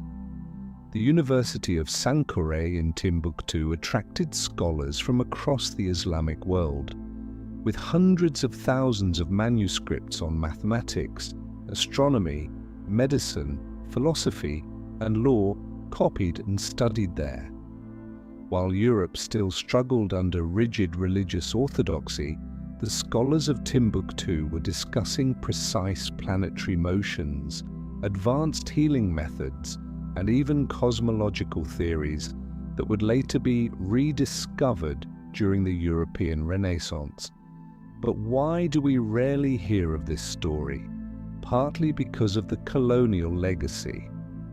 When France conquered West Africa in the late 19th century, it worked to control and impoverish the intellectual heritage of Timbuktu. Many precious manuscripts were confiscated and transported to Paris or European libraries. Some were destroyed, an effort to erase the memory of African intellectual brilliance. Moreover, acknowledging that Africa once housed great centers of knowledge directly challenged the image that colonial empires sought to maintain, an Africa portrayed as backward, in need of civilizing. Even today, in many mainstream history curricula across the West, ancient Mali and the legacy of Timbuktu are scarcely mentioned, if at all. Yet the ancient manuscripts remain. Hundreds of thousands of scrolls are still preserved by local communities, quietly, patiently, awaiting the day when their true story may again be heard. And increasingly, researchers are returning to study and restore this hidden treasury of knowledge. The stories of Zimbabwe and ancient Mali teach us this: that history is not only about what happened, but about what is chosen to be remembered and what is chosen to be forgotten. And in Africa, perhaps many such forgotten chapters still await to be written, more fairly and more truthfully. When we speak of pre-Columbian civilizations in the Americas, most people think of the Maya, the Aztec, and the Inca, names that have entered both textbooks and the public imagination. Yet few know that before all three of these civilizations, there existed a mysterious culture, considered the mother civilization of Mesoamerica. This was the Olmec civilization. And at its very heart lies a mystery that remains unsolved to this day: the colossal stone heads, whose faces do not resemble any known indigenous peoples of the Americas. These stone heads, towering up to 3 meters high, weighing anywhere from 6 to 50 tons, have been discovered at sites such as La Venta, San Lorenzo, and Tres Zapotes in what is now the Mexican states of Veracruz and Tabasco. Since their discovery in the early 20th century, they have puzzled archaeologists, not merely for their immense size or exquisite craftsmanship, but for the striking features they portray. The Olmec heads display characteristics that many scholars cannot ignore: broad noses, full lips, high cheekbones, features uncommon among known Native American populations. From the moment the first heads were unearthed, some researchers began to ask a bold question: could these colossal heads be evidence of an ancient African presence in the Americas? That question has become the center of intense academic debate, and a politically charged one at that. Independent researchers such as Ivan van Sertima in his book They Came Before Columbus have argued that it is possible there were transoceanic contacts between Africa and the Americas thousands of years before Columbus. Van Sertima and his supporters point out that the features of the Olmec heads bear a strong resemblance to West African groups, particularly the Mando peoples. In addition, they cite certain symbolic similarities, metalworking techniques, and mythological motifs that may reflect echoes of ancient contact. Some archaeological sites even yield artifacts that could hint at foreign origins, though these findings are often left unpublished due to their controversial nature. Of course, mainstream archaeology strongly rejects this hypothesis. In their view, the Olmec heads represent an indigenous artistic style, and the so-called African features are a matter of subjective interpretation. They argue that there is no definitive genetic or archaeological evidence proving an African presence in the Americas prior to European exploration. Yet what makes the story even more intriguing is how these debates have been carefully controlled.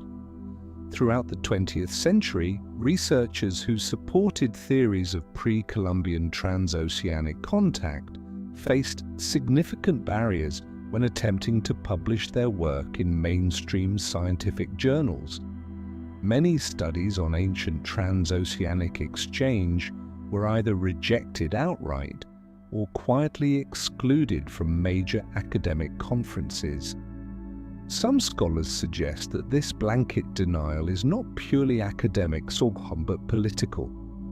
There is a strong desire to preserve a clean narrative of isolated development in which the Americas' indigenous civilizations are portrayed as having evolved entirely independently of outside influence. To acknowledge an early African presence, or that of any other external group, would require rewriting major portions of global history, a task fraught with political sensitivities and long-standing prejudices. Meanwhile, the Olmec culture itself presents other enigmas. The civilization appears to have emerged almost suddenly around 1500 BCE, with high levels of artistry, sophisticated construction techniques, and complex social organization, yet with few clear signs of a gradual internal evolution. Cities like La Venta reveal advanced urban planning, intricate ceremonial structures, and deeply layered belief systems. Moreover, many Olmec symbols bear curious similarities to ancient African iconography, from geometric patterns and solar symbols to representations of sacred animals. Are these simply coincidences, or are they faint traces of ancient transoceanic contact, traces we are not yet prepared to fully confront?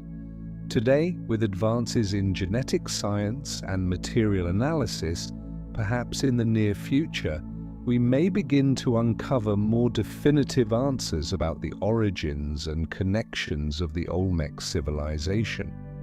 But for now, the colossal heads remain silent, enigmatic, challenging the historical narratives that have endured for so long. And the question of the Olmecs, whether they were, in fact, ancient black giants of the Americas, remains one of the greatest unresolved mysteries, not only of American archaeology, but of the history of global civilization. If there is any symbol that embodies forgotten knowledge, the burned chapters of human history, it is none more fitting than the Library of Alexandria. Even now, long after it has faded into legend, the name Alexandria continues to stir the hearts of those who care about knowledge. Because we know that in that place there once existed a vast treasury of wisdom that today's world can only dream of. Yet what is spoken of less often is this: which parts of that knowledge were lost, and which parts were deliberately erased. The Library of Alexandria was founded around the 3rd century BCE during the reign of Ptolemy I or Ptolemy II. Its mission was both clear and ambitious: to gather all the knowledge of the known world from every civilization into one place. Ships arriving at the port of Alexandria were required to surrender all books on board for copying, with the originals kept for the library. Envoys were dispatched across the world, from Athens and Pergamon to as far as India, to collect scrolls.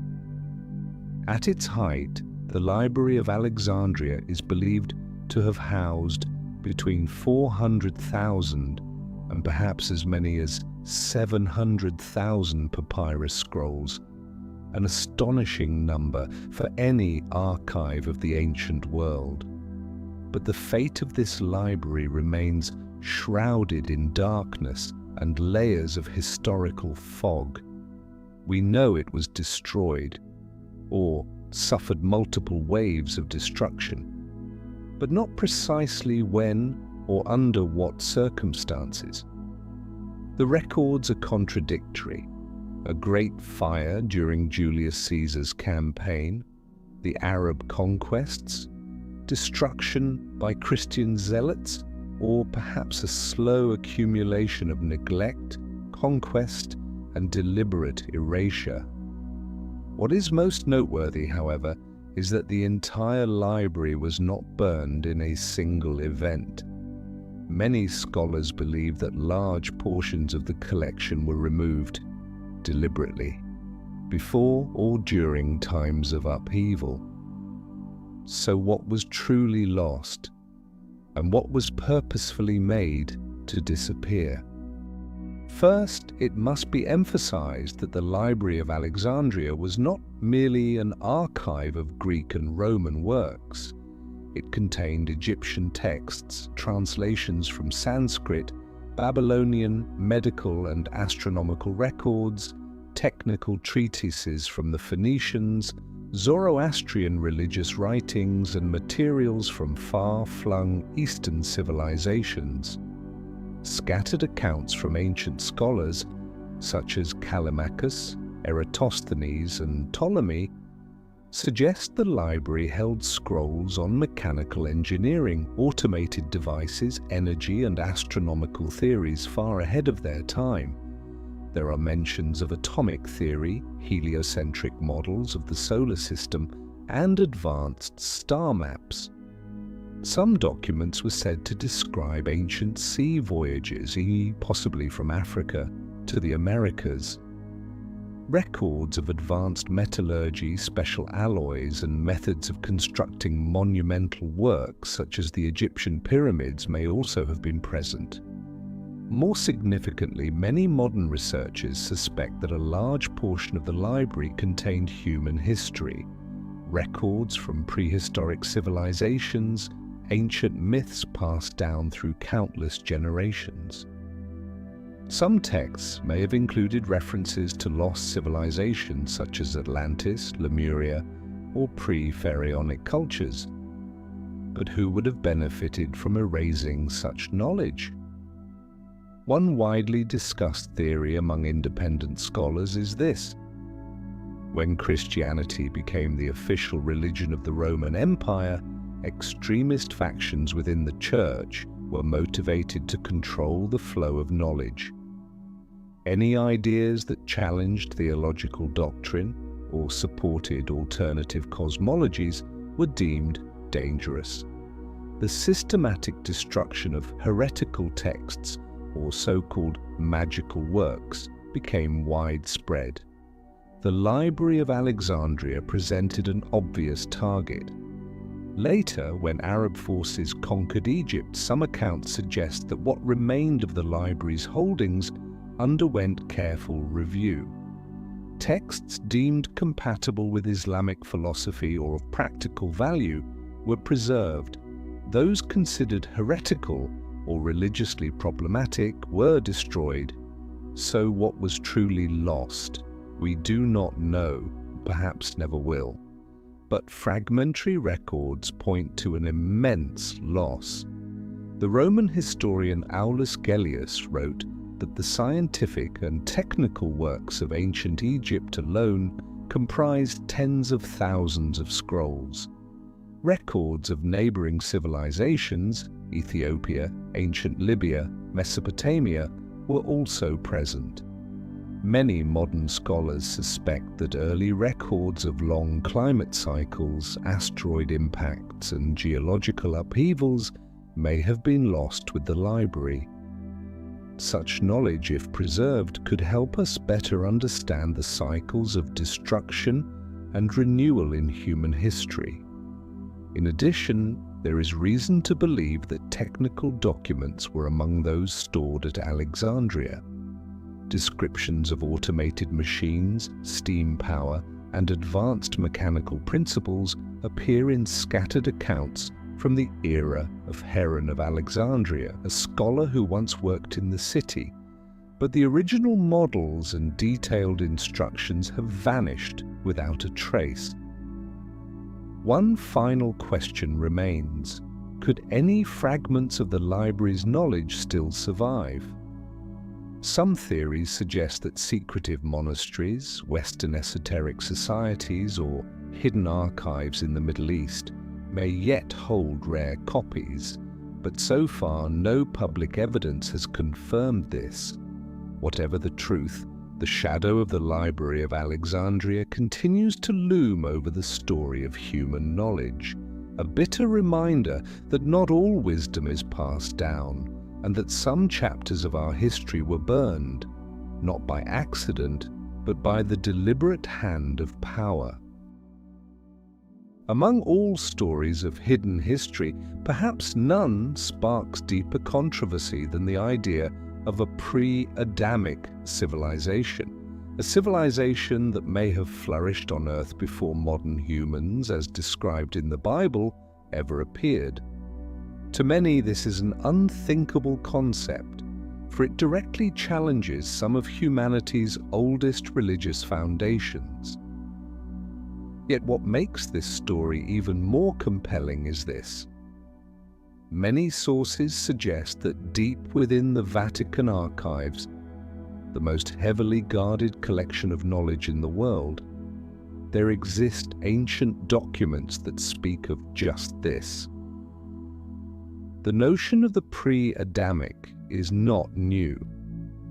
Even as early as the Middle Ages, theologians and philosophers questioned whether intelligent beings may have existed before Adam, the first man according to Scripture. Church fathers such as Origen and even St. Augustine once pondered the idea of prior ages of the world, referred to in mystical texts as seculae priores. However, as the Christian Church solidified its official doctrine, such ideas were pushed to the margins and even branded as heresy. Yet according to reports leaked by researchers with access to the Vatican's inner circles, not all ancient texts on this subject were destroyed. Some were quietly preserved within a section known as the Archivum Secretum Apostolicum Vaticanum, now officially called the Vatican Apostolic Archive. According to accounts from certain scholars who gained rare access to the deeper layers of the Vatican archives, there exists a collection of manuscripts, largely written in ancient Greek, Coptic, and certain Eastern languages, that describe traditions of eras long before Adam's creation. In particular, among a group of documents connected to Gnostic theology, long deemed heretical by the Church, there are descriptions of successive cycles of creation in which present humanity is only the fourth or fifth iteration. These pre-Adamic civilizations are said to have reached great heights of knowledge and technology, but were ultimately destroyed through hubris or cosmic cataclysm. Some texts even mention buried cities, machines beyond human comprehension, and stone pillars inscribed with symbols no one on Earth can now decipher. But why are such documents so carefully hidden? One obvious reason is that they contradict the Church's account of human history. Admitting that civilizations predated Adam would not only undermine the concept of original sin, but also challenge a theological structure that has stood for over 1,500 years. Furthermore, these manuscripts contain provocative details regarding the nature of humankind itself. Some describe pre-Adamic beings as not fully resembling modern humans, possibly taller, possessing different biological or spiritual characteristics. This raises unsettling questions about ancient species that may have once coexisted on Earth, an idea sensitive to both mainstream science and religious orthodoxy. It is also noteworthy that in the 19th century, as inconvenient archaeological discoveries began surfacing, such as extremely ancient stone tools and mysterious underground structures, some researchers linked these findings to the concept of pre-Adamic civilizations. Yet most such research was swiftly marginalized or excluded from mainstream academic circles. According to certain sources from scholars who have worked within the Vatican archives, internal directives explicitly mandate that materials on this subject must be permanently archived, never copied or made public. Some key manuscripts are even said to be encrypted or concealed within unindexed collections. Beyond manuscripts, there are rumors that the Vatican also holds artifacts allegedly linked to pre-Adamic civilizations. These objects have never been displayed publicly.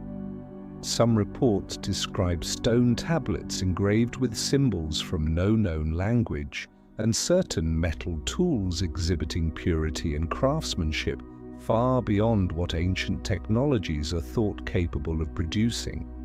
Of course, the Vatican neither confirms nor denies the existence of these materials. And access to the most sensitive areas of the archives requires a level of clearance so high that almost no scholar outside the inner church hierarchy can attain it. Yet clues continue to surface. Internal reports, testimonies from scholars who glimpsed the manuscripts, and leaked correspondence within the theological research community all point to a striking conclusion. The Vatican holds documents suggesting that human history may be far more complex than the publicly accepted narrative. And if these records were ever decoded and revealed, they would force the world to reconsider its entire understanding of the past, of origins, of human nature, and of our true place in the cosmic flow of history. Until that day comes, the story of a pre-Adamic civilization will remain one of the deepest secrets, not only behind the stone doors of the Vatican, but within the complacency of modern knowledge itself. Throughout the flow of history, there are ancient artifacts that astonish not merely for their beauty or artistic value, but for the deep questions they pose about humanity's past. One such object, perhaps one of the most enigmatic maps ever discovered, is the Piri-Reis map. Drawn in 1513 by the Turkish admiral and cartographer Piri-Reis, this map is famous not only for its extraordinary accuracy, but also for what it depicts. Coastlines that should have been impossible for people of that era to know, and it raises a profound question, might there once have existed civilizations with global exploration capabilities whose knowledge was later forgotten or deliberately concealed? Today, only a fragment of the Piri-Reis map remains. Discovered in 1929 in the archives of Istanbul's Topkapi Palace. The surviving portion shows the western coasts of Africa, the eastern coast of South America, and most controversially, a part of Antarctica, with details that continue to baffle researchers. First, it must be said that in 1513 Antarctica had not yet been officially discovered. It wasn't until 1820 that European expeditions first set foot on the icy continent. Yet on the Piri-Reis map, the southern region is depicted as a landmass with clearly drawn coastlines, notably free of ice. This has led to many bold theories. One researcher, Charles Hapgood, author of Maps of the Ancient Sea Kings, argued that the Piri-Reis map may have been copied from much older sources, dating to a time when Antarctica was not yet covered in thick ice. Hapgood cited geological studies suggesting that parts of Antarctica's Queen Maud Land coastline may have been ice-free around 6,000 years ago, or even earlier.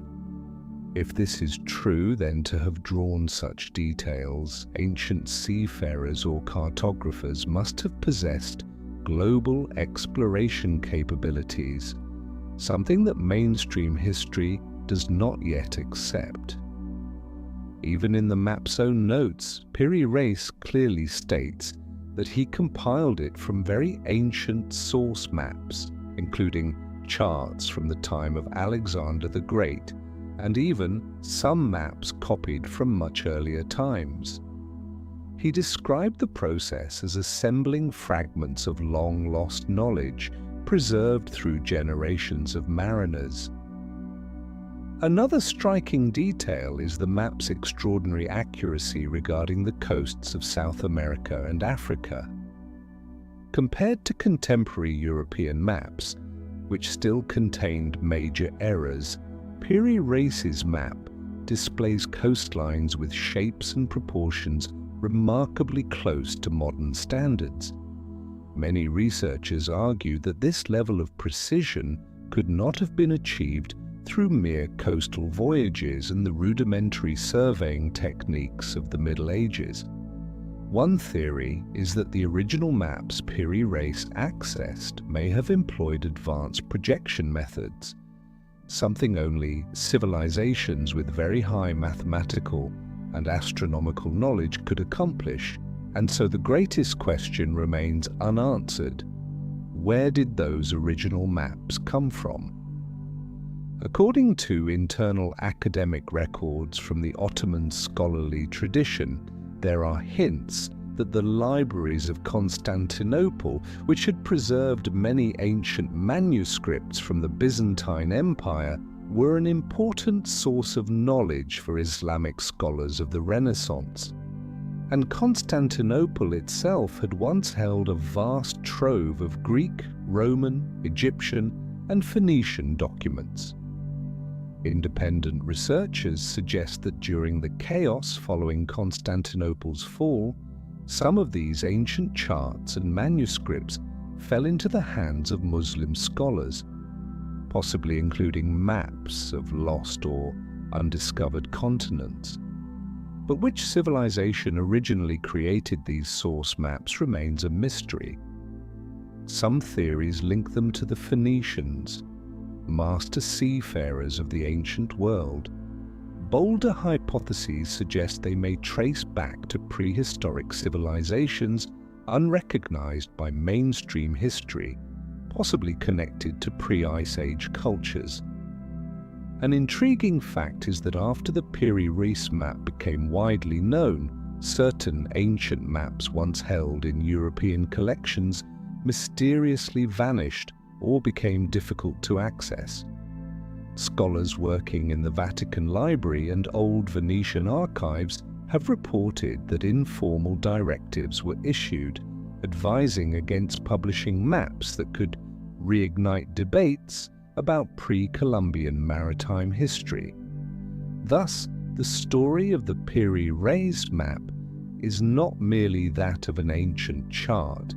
It opens a profound doorway into questions about humanity's past, about whether globally connected civilizations may once have existed, of which we now glimpse only faint fragments. And when one gazes upon those carefully drawn lines, those ice-free Antarctic coastlines, those precise South American shores, one cannot help but ask how much knowledge of Earth's true history has been hidden, lost, or deliberately erased from the memory of humankind. Among all the stories of hidden history, there is perhaps no subject more controversial, more unsettling to mainstream academia, more quietly monitored by governments, than the possibility that humankind may have once been in contact with beings from beyond this earth. And what makes this subject so compelling is that it is not confined to conspiracy theories or works of science fiction. Over the past several decades, a vast collection of books, research papers, archival records, and even government reports on this topic have been suppressed from public release or restricted with great care. And when one traces the shadows of these suppressed materials, an astonishing picture begins to emerge.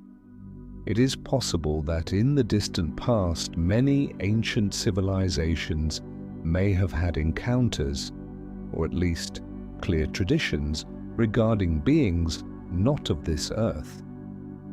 Let us begin with the ancient records. Across countless ancient cultures, from Egypt, Mesopotamia, and India to the civilizations of the Americas, there are recurring legends of gods who came from the sky or teachers who arrived from the stars. In ancient Mesopotamia, clay tablets such as the Enuma Elish and the Sumerian king list speak of the Anunnaki, those who from the heavens came to earth, who guided humans in building the first cities and taught them the arts of agriculture and architecture. In Egypt, inscriptions at the Temple of Edfu describe beings capable of flight, riding in celestial vehicles, who came from the land of the stars.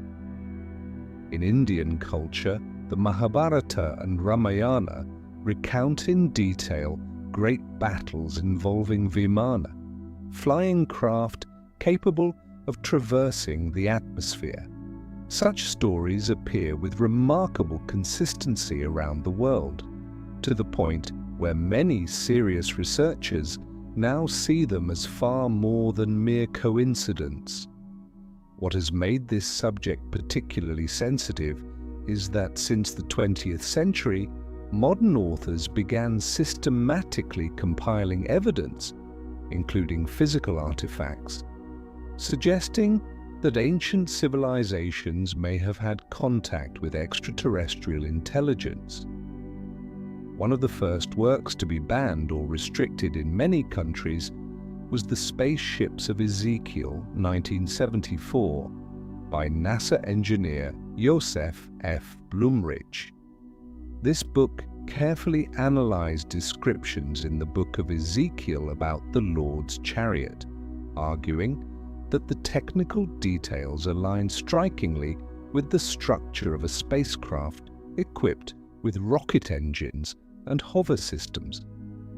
Then came Chariots of the Gods, first published in 1968 by Erich von Däniken. This book compiled hundreds of cases from archaeology, ancient literature, and folklore, all of which could be more plausibly explained if one assumes that humans in antiquity had contact with extraterrestrial beings. Von Däniken argued that the Egyptian pyramids, the Moai statues of Easter Island, the Nazca lines of Peru, and countless other massive structures bear marks of technology or knowledge that local civilizations of the time could not have possessed. The result was swift. Von Däniken's book was quickly banned or restricted in many Western countries, including France, Italy, and Spain, under pressure from both academic and religious authorities. In the former Soviet Union, books on this subject were classified as prohibited for public circulation, on the grounds that they could undermine belief in the intellectual superiority of socialism. And it did not stop with books. A large number of government reports on UFO, now called UAPs, unidentified aerial phenomena, were also classified. Reports from the US Project Blue Book and documents from the British, French, and Canadian Defence Ministries contained numerous cases suggesting encounters with flying objects and entities beyond the scope of known human technology. the issue grew even more sensitive when some researchers began pointing to possible evidence of extraterrestrial technology in ancient history, not merely in myth, but in physical artifacts. So-called OOPArts, out-of-place artifacts, include the Baghdad batteries, strange carvings in Abydos, Egypt, depicting objects resembling helicopters, submarines and spacecraft, crystals manufactured with techniques unknown in ancient times, all of which became topics heavily restricted in academic publishing. Many scholars attempting to publish papers on these phenomena in mainstream scientific journals were rejected outright or labeled as unscientific. In some cases, published papers were even withdrawn after external pressure from unnamed organizations. But why is this subject so tightly controlled? One obvious reason is that acknowledging ancient contact with extraterrestrial intelligence would force a complete rewrite of human history, from the origins of civilization to the development of science. Such an admission would shake the foundations of many ideological systems, historical doctrines, and the authority of certain religious and political institutions. Another factor is that certain secretive groups, including national intelligence agencies and even long-standing secret societies, may wish to control this knowledge for strategic reasons. If extraterrestrial technology truly exists, or once existed, the power to access and harness such knowledge could reshape the global balance of power. Today, even as the subject is being opened slightly, with recent releases of some US government UAP reports, deeper research into the possibility of ancient extraterrestrial contact remains largely suppressed in mainstream academia. Modern, forbidden books on this subject continue to be marginalized, never included in official history or archaeology curricula. Yet despite all efforts to conceal it, the question remains. And with every new, unexplained artifact, with each ancient text translated anew, the story of possible contact between ancient civilizations and extraterrestrial beings once again stirs humanity's deepest curiosity. Among the countless ancient legends of humanity, there is one motif that repeats itself across cultures, from east to west, the story of hidden worlds beneath the earth. The ancient Greeks spoke of Hades, the underworld. The Norse told of Svartalfheim, the realm of dwarven craftsmen dwelling deep within the mountains. In India, legends tell of Patala, a subterranean kingdom inhabited by wise beings and mysterious creatures. Yet beyond these mythic tales lies an idea that has captured human imagination for centuries, the idea that beneath the Earth's surface there may exist actual advanced civilizations thriving in vast hidden spaces yet to be discovered. This is the legend of Agartha and the theory of Hollow Earth. The concept of Agartha, sometimes written as Akarta or Agartha, became more prominent in Western esoteric literature during the late 19th century, though its roots are far older. According to Tibetan and Indian traditions, Agartha is a mysterious kingdom located deep beneath the Himalayas, connected to the surface through vast networks of tunnels stretching across the world.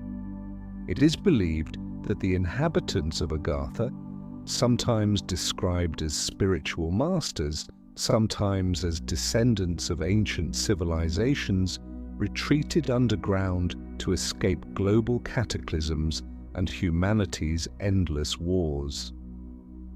There, they continued to develop advanced knowledge and superior technology, isolated from the surface world. But how did this idea become so deeply rooted in modern consciousness? In part, it stems from the writings of explorers and mystics. In the late 19th century, French author Joseph-Alexandre Saint-Yves d'Alvedre published Mission de l'Inde en Europe, in which he described Agartha as a supreme center of wisdom, said to preserve the total knowledge of ancient humanity. Saint-Yves claimed to have made contact with representatives of this kingdom through mystical rites. Later, the Russian explorer Nicholas Roerich, who led expeditions across Central Asia, recorded similar legends heard from Tibetan lamas. In Roerich's notes, the lamas spoke of hidden gateways to the inner earth, radiant underground cities, and beings of transcendent knowledge. But perhaps what truly caused this legend to ignite in modern imagination was its association with the concept of hollow earth. The idea is not new. As early as the 17th century, astronomer Edmund Halley, famous for Halley's Comet, proposed that the Earth might contain hollow layers within it. By the 19th century, explorer John Cleves Simmes Jr. developed the hollow Earth theory further, suggesting the existence of large openings at both poles. Simmes even lobbied the US Congress to fund an expedition to the Arctic in search of an entrance to the inner Earth, though his efforts were ultimately unsuccessful. Later works, such as The Smoky God by Willis George Emerson, 1908, and Etidorpa by John Uri Lloyd, continued to fuel the myth of civilizations beneath the Earth's crust. Curiously, during the 20th century, certain unexplained phenomena gave further life to these theories.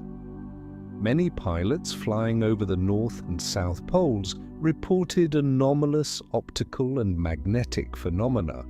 Some even described seeing green lands in regions where only ice should exist. The most famous account comes from Admiral Richard E. Byrd, the American explorer who led expeditions to both the North and South Poles.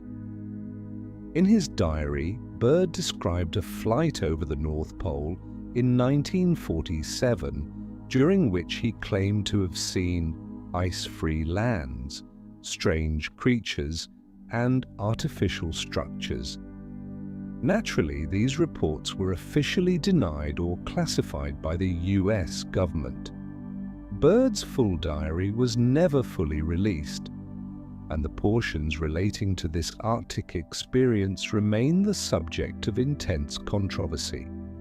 Today, mainstream science completely rejects the hollow Earth theory in a literal sense, citing seismic, gravitational, and magnetic evidence that does not support such a structure. But this has not stopped belief in a symbolic Agartha or even the possibility of a physical Agartha beneath geological layers still unexplored. Some modern researchers propose that even if there are no vast hollow cavities, there may well be immense natural cave systems connecting various parts of the world. Cave systems like Hang Son Doong in Vietnam, large enough to house entire forests, or the underground complexes of Cappadocia and Derinkuyu in Turkey, demonstrate that nature is fully capable of creating vast subterranean spaces. Could some of these spaces once have been used by ancient civilizations, or perhaps still be in use today? That is a question which remains unanswered. And like all great legends, it is precisely this silence, this veil, and the scattered, inexplicable clues that keep the story of Agartha and Hollow Earth alive, as an unwritten chapter in humanity's hidden history. Among the greatest mysteries of human history, one question has always puzzled scholars, engineers, and lovers of the past alike. Why do so many ancient structures, from the pyramids of Giza, the Temple of Baalbek, Machu Picchu, to megalithic astronomical observatories, exhibit such precision, durability, and harmony that even with modern technology, many of their details remain impossible to fully replicate? Could it be that the ancients relied solely on experience and manual labor? Or did they possess forms of knowledge that transcended ordinary engineering, an understanding that combined physics, mathematics, astronomy, and deeper universal principles we are only beginning to rediscover?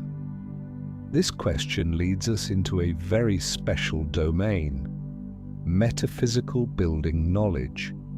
Once present in ancient civilizations, now largely lost or hidden within esoteric traditions, forbidden books, and the teachings of secret societies. Let us begin with the clearest evidence: the very structures that still stand today. The Great Pyramid of Giza, with its multi-ton stone blocks fitted together with tolerances of just a few fractions of a millimeter, is not only an engineering marvel. Its orientation and form encode remarkably advanced astronomical knowledge. The three Great Pyramids are aligned precisely with Orion's belt, corresponding to the three stars of the belt, which in Egyptian belief represented the god Osiris. The angles of the pyramid faces and the ratio of height to base perimeter are directly linked to mathematical constants such as pi, and phi, the golden ratio.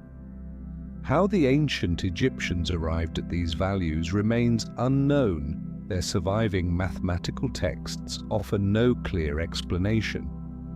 The Temple of Baalbek in Lebanon presents an even greater challenge. Its trilithon blocks, each weighing between 800 and 1,200 tons, surpass anything modern cranes can lift. These stones are not only immense but perfectly fitted upon a foundation with such precision that a razor blade cannot slip between them. At Machu Picchu and Sacsayhuaman, the Inca perfected an earthquake-resistant stone joining technique using irregularly shaped stones that fit together seamlessly without mortar. After thousands of years in one of Earth's most seismically active regions, these walls remain perfectly stable. All of these structures share a common trait. They were not built solely for practical or ceremonial purposes. Recent studies suggest that they were constructed according to principles that harmonize with the Earth's energy fields, with astronomical cycles, and perhaps even with resonant frequencies modern science is only beginning to explore. What metaphysical knowledge did the ancients apply, and why was it lost?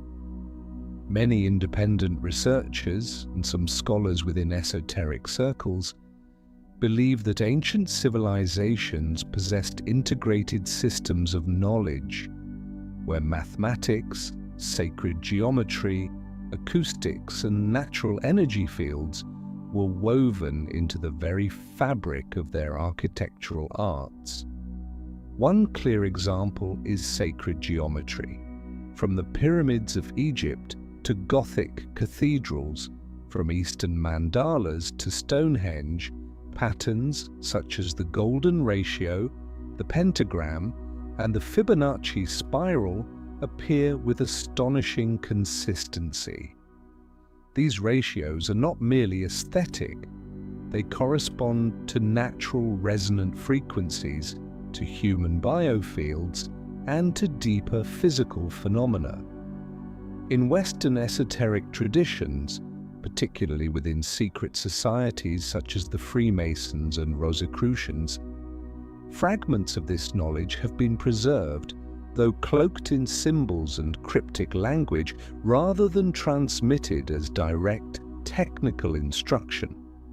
The lost or forbidden materials of the past, particularly from the Library of Alexandria and ancient monasteries, are believed to have contained detailed manuscripts on how to calculate the intersecting energy points on Earth's surface, akin to today's concept of ley lines. Principles of acoustic resonance used to enhance the durability and spiritual effects of structures. Geometric and astronomical formulas for aligning architecture with key celestial events. How to select and apply materials according to their resonant properties, explaining why certain stones were chosen for specific parts of pyramids and temples. Crucially, much of this knowledge is no longer taught openly. Since the Renaissance, as science separated from spirituality and intuitive wisdom, such metaphysical insights were dismissed as mysticism, no longer seen as part of legitimate architectural science. In addition, religious authorities of the past had strong motives to suppress this knowledge, especially when it stemmed from pre-Christian or Eastern traditions, and was thus labeled heretical. Today, a handful of pioneering engineers and researchers are working to rediscover these lost principles. Studies of ancient acoustics in pyramid ritual chambers, analyses of sacred geometry's biological effects, and new investigations into geomagnetic wave patterns at ancient sites are revealing that the ancients may indeed have surpassed us in their ability to harmonize matter with invisible energy fields. Yet the path to fully reclaim this wisdom remains long, for the texts that once recorded it have mostly been lost, burned, or confined to forbidden archives. And until humanity is once again ready to bridge the gap between science and spirit, the secrets of metaphysical architecture may remain one of the darkest and most hidden chapters in the history of civilization. When we think of the Crusades, what comes to mind are images of Christian armies sailing east to reclaim the Holy Land, driven by religious fervor and the ambitions of Western expansion. But few know that behind the bloody battles of the Crusades ran another more secret stream, a parallel campaign rarely recorded in official histories, a vast search for ancient knowledge and the remnants of forgotten civilizations. And the most astonishing part, many of the relics the Crusaders brought back were never displayed in churches or museums. Instead, they were locked away in the most secret archives of the Vatican, accessible only to a chosen few. The first hints of this hidden campaign do not come from official historians, but from scattered records preserved in the documents of Western esoteric societies, especially certain secret branches of the Knights Templar, the most enigmatic order of the Crusades. According to internal records held by modern Templar research groups, as early as the 12th century, the Templars were engaged in far more than banking or guarding pilgrims, as the official histories would have us believe. They also conducted organized excavations beneath sacred sites in Jerusalem, most notably around the Temple Mount. Some recovered documents, translated from ancient texts once kept in Templar commanderies in France and Portugal, describe astonishing finds, stone tablets inscribed with an unknown language, possibly linked to pre-Judaic civilizations. Manuscripts containing advanced technical and astronomical knowledge far beyond what medieval Europe possessed. symbols and tools likely connected to Eastern mystical traditions. Most intriguing of all are the records of maps and descriptions of lost ancient lands, which some researchers associate with legends of Atlantis or other prehistoric civilizations. But why were these treasures never made public? Here lies the crux of the matter. According to indirect evidence, as the Templars grew too powerful, the Vatican, pressured by the French crown and conservative forces within the Church, launched a campaign to destroy them. Yet instead of obliterating the artifacts the Templars had gathered, many were seized and quietly transferred to the Vatican's secret archives. Records from the 14th century mention clandestine transports from fallen Templar monasteries to Rome. Some of these items are believed to have been sealed within the underground vaults of the Vatican Library. Others may have fallen into the hands of esoteric societies, where they were preserved in deep secrecy. Curiously, from the 15th century onward, waves of new knowledge began to appear in Europe, from Hermetic philosophy to esoteric science and sacred geometry, the origins of which remain largely unexplained. Some scholars believe that the Templars or their allied networks quietly leaked portions of this knowledge obtained in the East and from ancient relics. But the core knowledge, the materials concerning prehistoric civilizations, architectural mastery, and metaphysical cosmology, is thought to have been locked away by the Vatican. These documents, if they exist and were made public, could fundamentally challenge the pillars of Western religious doctrine, which rests on a view of human history beginning with the biblical creation. One indirect piece of evidence is that for centuries, the Vatican has consistently refused requests to open its archives to independent scholars. Even faithful Catholic academics are granted access only to carefully curated sections. The deep archives, where materials from the Crusader campaigns may lie, remain strictly off-limits. So what did the Crusaders really bring back?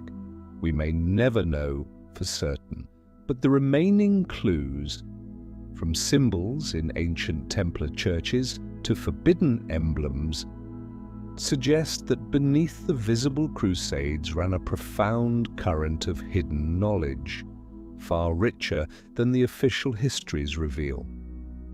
And until the Vatican, or someone else, unlocks the great iron doors of these forbidden vaults, this question will continue to haunt all who yearn to understand the true history of humankind. In the vast canvas of human history, the rise and fall of civilizations is often portrayed as the inevitable result of natural forces, disasters, wars, plagues. These are the causes most often cited in official records. But there is another side to this story, a darker and far more unsettling side, seldom included in mainstream education, the tale of civilizations that were not destroyed by fate, but by the deliberate will of forces lurking in the shadows. The questions beg to be asked. Why? And who wielded the blade? To find the answers, we must look deeper, into cases where the collapse of once great cultures was not the random hand of misfortune, but the outcome of carefully orchestrated plans to erase knowledge, control history, and shape global power. One of the clearest examples is the destruction of the Cathar civilization in southern France during the 13th century. The Cathars, united with their simple philosophy of life, respect for spiritual freedom, and preservation of ancient religious and medical knowledge, were seen as a profound threat by the Roman Catholic Church. The Albigensian Crusade was not merely a religious war, it was a systematic campaign to obliterate an entire culture, to burn its sacred texts, to silence its teachers, and to eliminate alternative streams of thought. When the fortress of Montségur fell in 1244, not only were thousands of people burned alive, so too were countless precious manuscripts reduced to ash. Who orchestrated this? Clearly the Vatican, driven not only by the defense of doctrine, but by the deeper aim of ensuring that no stream of knowledge outside its sanctioned control could take root. Another, even more subtle, example is the near-total erasure of indigenous knowledge in Central and South America following European conquest. The Maya, Inca, and Aztec civilizations possessed advanced systems of mathematics, astronomy, medicine, and architecture. Yet after the conquests, more than 99% of their written works were destroyed, burned by Franciscan and Jesuit priests in the name of purifying heresy. Why? Because this knowledge not only clashed with Christian worldviews, it threatened the monopoly of European scholars. To control knowledge is to control power, and in many cases destroying an entire civilization was seen as the most efficient way to achieve this. Another profound example is the Harappan civilization of the Indus Valley.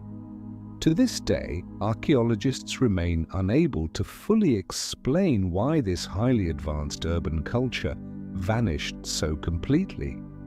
Unorthodox sources, including manuscripts from certain Western esoteric orders, suggest that external forces may have intervened, seeking to prevent the spread of Harappan metaphysical knowledge.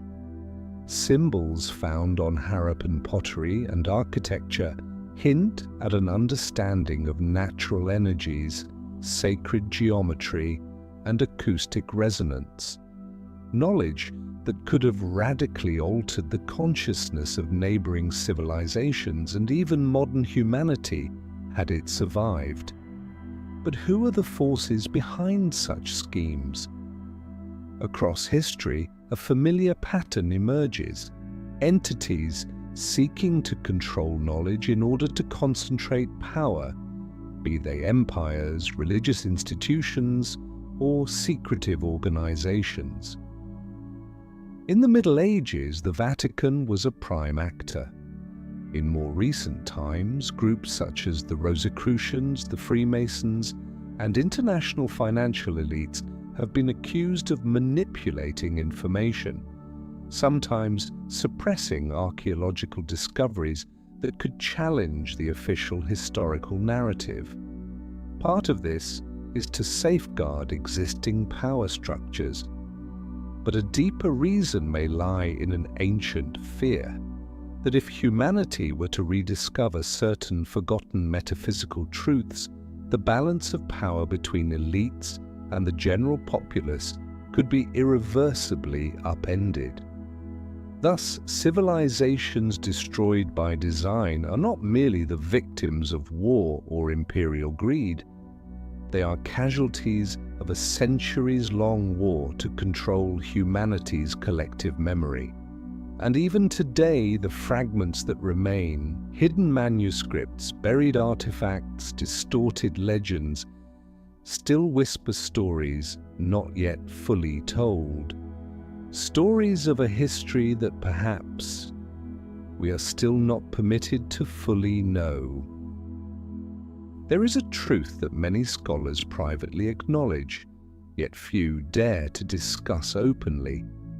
Within humanity's vast body of knowledge there exist forbidden books. Not because they are baseless nor unscientific, but because they contain warnings too unsettling for the powers that be.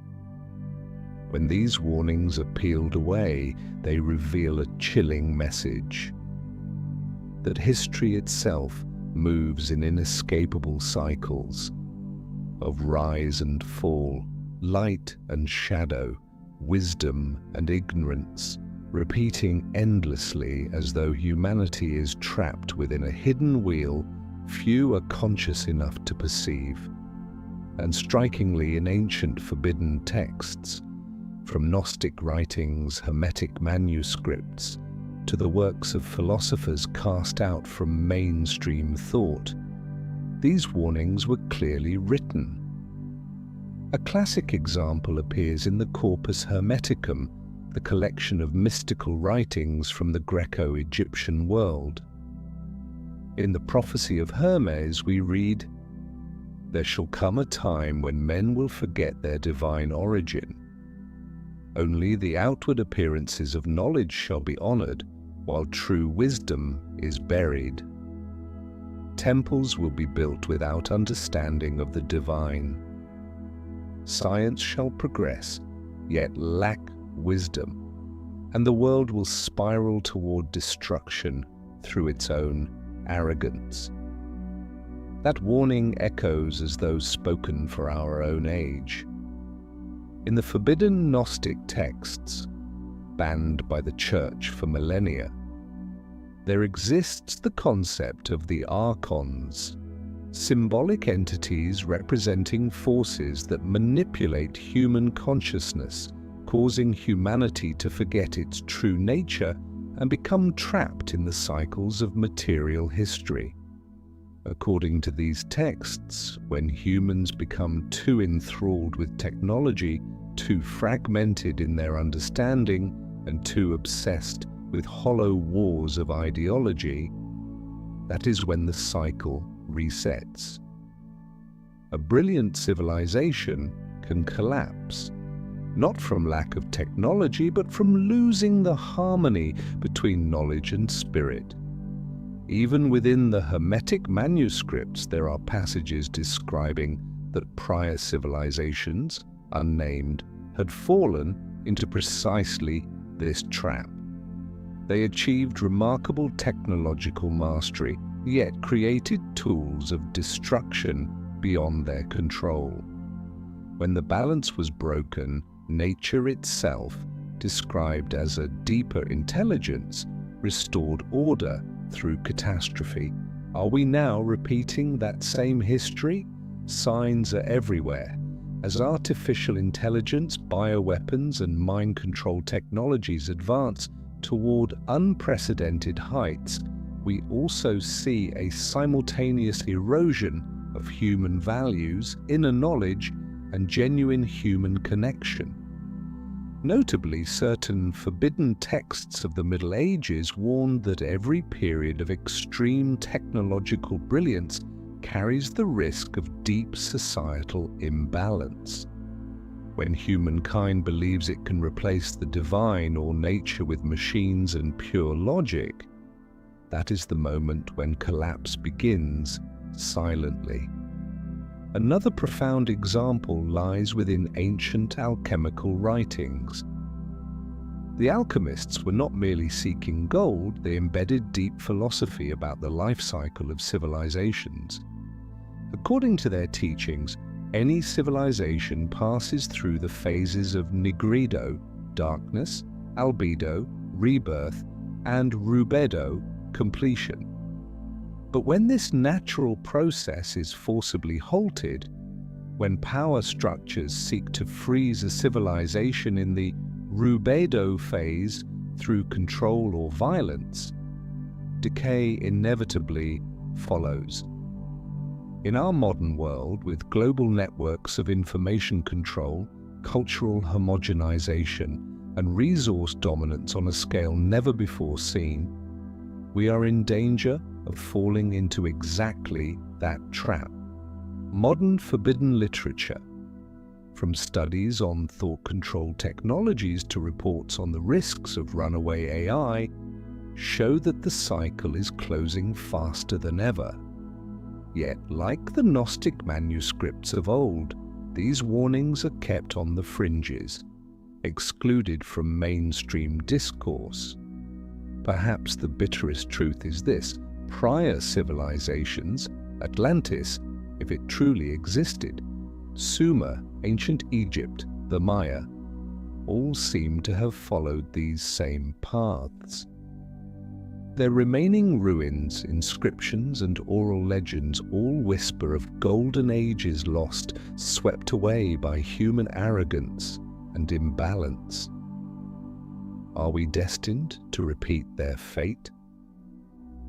As the ancient Hermetic sages said, the answer depends entirely on whether we can learn the lesson.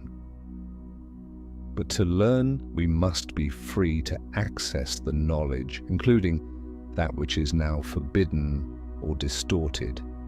And perhaps in this turbulent age, seeking out the warnings contained in forbidden books and listening to the wisdom of the past may be our last chance to break free from the harsh cycle that human history seems unable to escape.